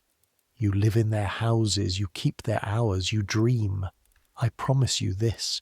You will dream of their hooks, take the trade, learn everything, and then have the sense I did not have, and buy something with it that is yours. She looks at you over the rag pile, one long look, the folded letter opening a single line's worth. The boy with the flower on his cuff, she says. He is steady? Yes, I believe he is. Bon, says Hortense and closes again, and tears the next seam, and that is the entire blessing, and it is the largest thing anyone has given you in America. Christmas below stairs is the one day the great machine runs for its own crew, and you should have it before we finish, because you earned it, and so did they. The family dines quietly and goes to the opera, and the basement holds its own feast. A goose, real ale, Monsieur Alphonse making, voluntarily with his own hands, weeping with laughter at himself. An enormous vulgar trifle, because Kate once said she missed trifle, and the servants' hall strung with paper chains the Mayo child made in the evenings. There are gifts from the family, correct and impersonal, dress lengths and half-sovereigns, handed down the ranks by Mrs. Fletcher. And there are the other gifts, the real ones, sideways ones. Ellen gives you a green hair ribbon you will never once be permitted to wear on duty. You give Kate a pot of proper hand salve from the pharmacy, lanolin and comfrey, chosen by an expert of your acquaintance, and Kate turns it in her boiled red fingers and gets up abruptly to see to the goose, and everyone politely watches the goose too. And after supper, Mr. Grieve, who has taken exactly 2 glasses of the family's second best port on the family's standing Christmas instruction, sings. This is true. It happens every year. It is the great secret of the house. Mr. Grieve, the closed door, the 58-year-old marble butler, stands and sings the Rose of Tralee in a sweet cracked tenor with his eyes shut, and the room goes so quiet you can hear the gas, and Ellen cries, and the Mayo child stares like she's watching the statue of a saint move. Upstairs, 4 floors of dark velvet silence, 30 stopped clocks of money. Down here, 1 goose, 1 song, 31 people warm at the same table. You sit with your tea going cold, and Daniel's Christmas letter folded small in your apron pocket. A letter is correct at Christmas. Even Mrs. Fletcher allows it. And the letter says what it says about Brooklyn, and about the druggist's examination in the spring, and about a question he would like to ask you when he has something better than a counterboy's wages to ask it with. And you look down the loud bright table, and up through the ceiling at the dark house, and you hold the 2 futures in your 2 hands like the tin and the scuttle, weighing. Hortense's trade, the rented life, the confessor's wages, the first best room some day, and the hooks in your dreams, or a small brick house in a mud street in Brooklyn. Hot water on every floor some day if the Century keeps its promise. Your own door, your own name on it, nobody's bell. You're 19, going 20. You don't have to choose tonight. Tonight there is trifle. But notice, because you are the noticing kind now, the year has made you that. Notice that when you picture being old, in the one future you are somebody's Hortense, magnificent and rented, teaching some other Clare girl to weigh a tin of poison in her palm, and in the other you are nobody the papers will ever mention, in a kitchen that smells of your own bread, washing your own face in your own hot water, plain as a Monday. And notice which picture your chest goes toward, quiet and certain, like a needle finding north.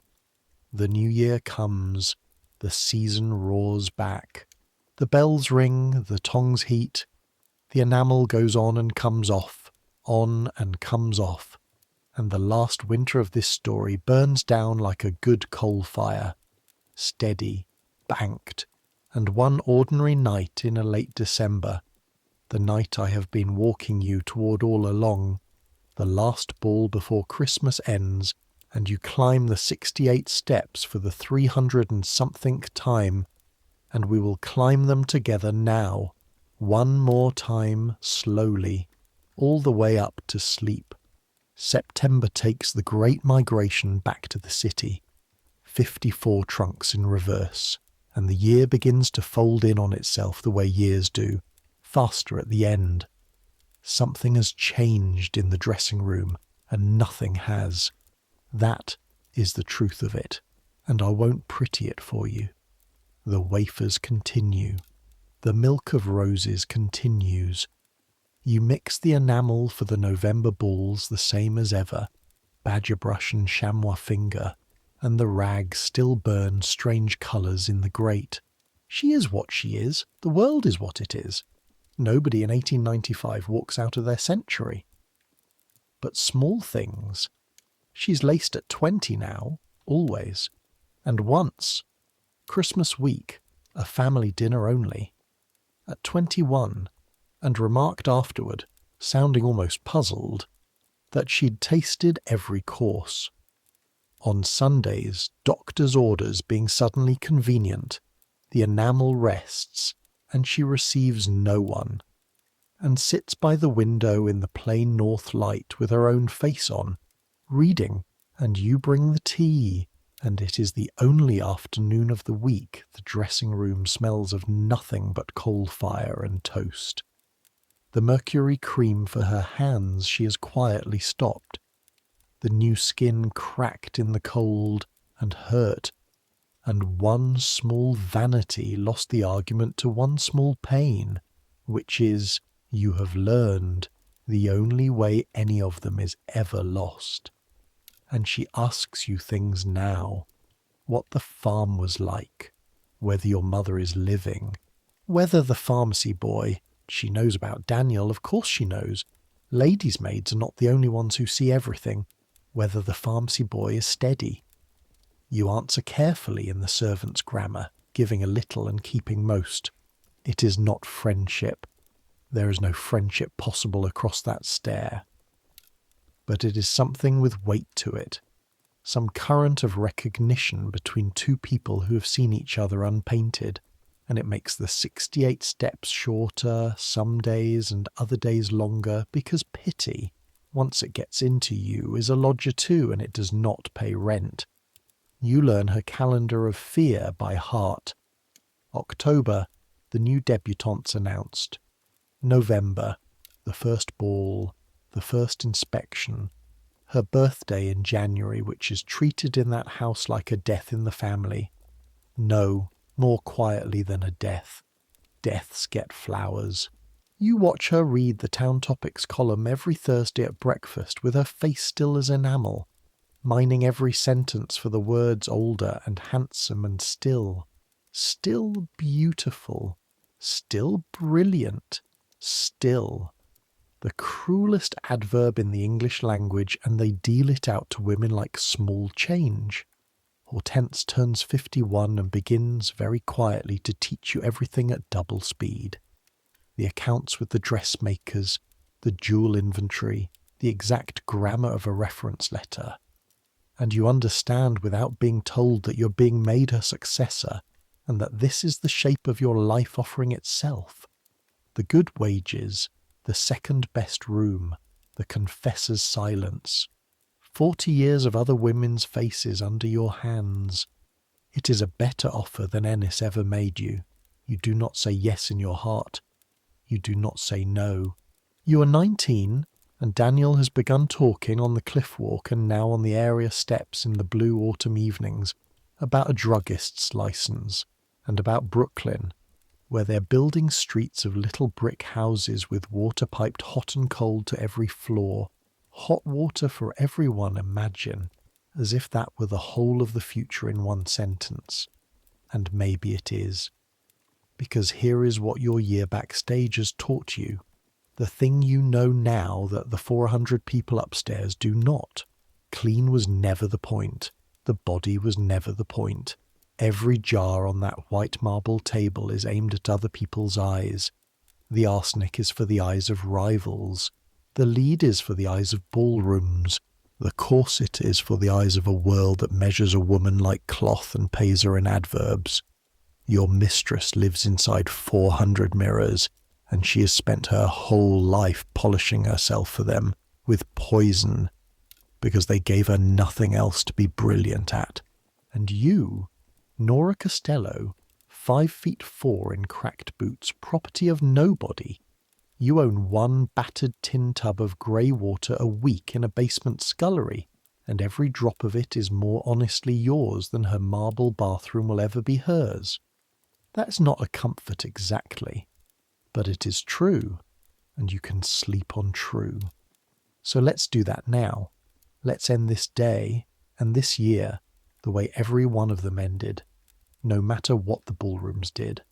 Up the back stairs, in the dark, to the little room under the slates. It is a night in late December. The last ball before Christmas is over. You've taken her apart and put her to bed, gloved and strapped and propped and breathing. The diamonds are counted. The grate is banked. The house below you is going quiet floor by floor, like a great animal lying down. 68 steps. Your knees know everyone. The carpet, then the paint, then the cold stone giving up its last heat through your souls. The candle you carry throws your shadow up the stairwell wall, huge and bent, an old woman's shadow on a girl of 19, and it climbs beside you like company. The attic room. Ellen is asleep already, a hill of blankets breathing slow. The window is a small black square with frost climbing its corners in feathers. You set the candle down. You unhook your own dress, 11 hooks, not 40, and unlace your own cheap corset, and your own ribs open, and you take your own one full breath of the day, the same tearing gulp, softer. Everyone in that house is a servant. The only difference is the wages. The water in the jug has a skin of ice. You break it with a hairbrush handle and wash your face and your hands. Hot water, plenty of soap, wash your hands. The one true prescription, though the water is cold as charity. And the cold slaps you, and then leaves you tingling, scoured, real. Your hands ache. Let them ache. Look at them a moment in the candlelight. The cracks at the knuckles. The needle marks in the left forefinger from 1,000 dress shields. The small burn scar from the tongs, August, healed white. These hands built a goddess 300 times this year. These hands cut her free of $80 of Paris silk with sewing scissors when her own century was standing on her chest. They are 19 years old and 40 years old, and they are yours. Into the nightgown, into the bed next to Ellen's warmth, under the blanket and your shawl and your coat on top of the blanket, because December. The mattress is thin and the slats are honest about it. It doesn't matter. Tiredness this deep makes its own feather bed. You blow out the candle. The dark comes in soft. The frost feathers on the window catch the last street glow and hold it. Faint and silver, the only jewellery in the room. Listen. The house is settling. Coals shifting in a distant grate. Floors ticking as they cool. Ellen's breath. The wind off the avenue finding the slates above your head and speaking its one long word. Somewhere below a carriage passes, hooves muffled in the new snow and fades, and the street closes over the sound like water. Down through the floors they are all asleep now, the footmen with their flower-ruined hair. Kate the laundress, her split hands wrapped in linen for the night, resting until Monday's sins. Hortense in her narrow bed, dreaming in French of empresses. Mr. Grieve, even Mr. Grieve, unbuttoned at last.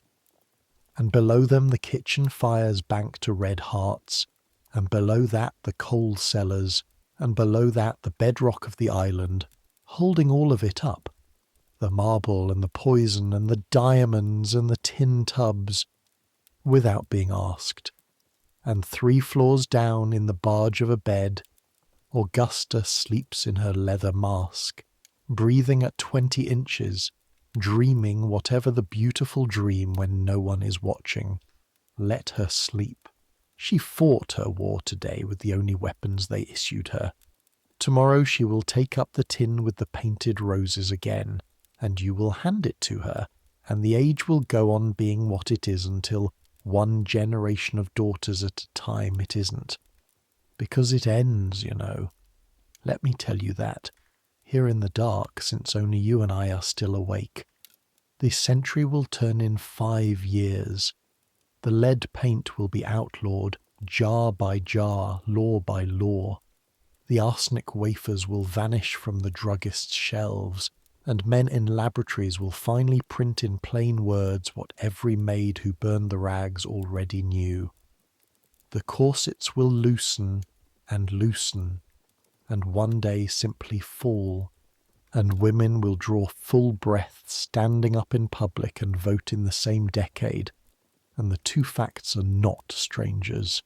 The marble cottages will become museums, and the tourists will walk through the dressing rooms and admire the silver swan taps, and no plaque will mention the ammonia, or the mouse skin eyebrows, or the girl at the window at 5:30 freshening the corset out of Madam's sight.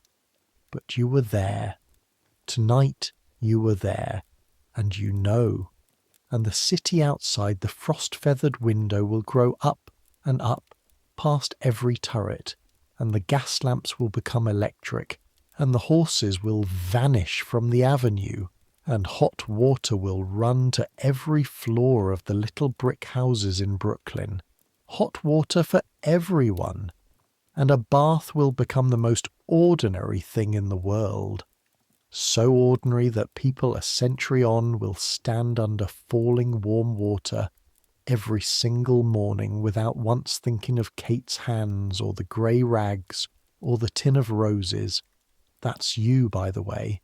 You're the century on. You are lying right now in a world their whole age of marble couldn't buy. Warm, clean, unlaced, breathing to the bottom of your lungs. So use it. Feel the bed under you, holding you up without being asked. Feel the blanket's weight, the good weight, the weight that means rest and nothing else. Your hands can stop now. Let them stop. Let them go soft on the quilt. All their small work done. Your face can stop too. No paint on it, no mask over it, nothing pressing it into any shape at all. Nobody's looking. Nobody will look until morning. You are allowed entirely to be plain and warm and here. Let the day come off you like the enamel came off, in long slow passes, one wipe at a time. The lists, the bells, the steps, gone into the grate, burning down to nothing, strange colours and then no colours, ash, quiet. Let your breath go all the way down, past a fourth rib, past where any lacing ever stopped it, down to the deep floor of you and back out slow. Again. The rib cage opening like a door forced from inside. Again. Surfacing every breath from that whole drowned century up into the plain dark air that costs nothing and belongs to everyone. The frost feathers hold their little silver light.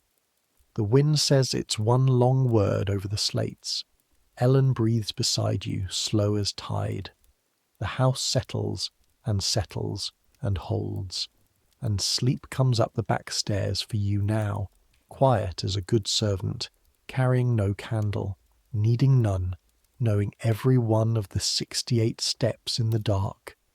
It has been coming all day. It's at the door of the little room now. It is turning down the lamp of you, gently, the way you turned down hers. You've earned this. Not the marble kind of rest, the real kind. The kind no one in that Gilded Age below you could buy at any counter in New York. Take it. Let the window go dim. Let the city go small. Let the year fold shut like a fan. And dream of nothing you have to carry, and no bell before morning, and warm water always for everyone. Good night.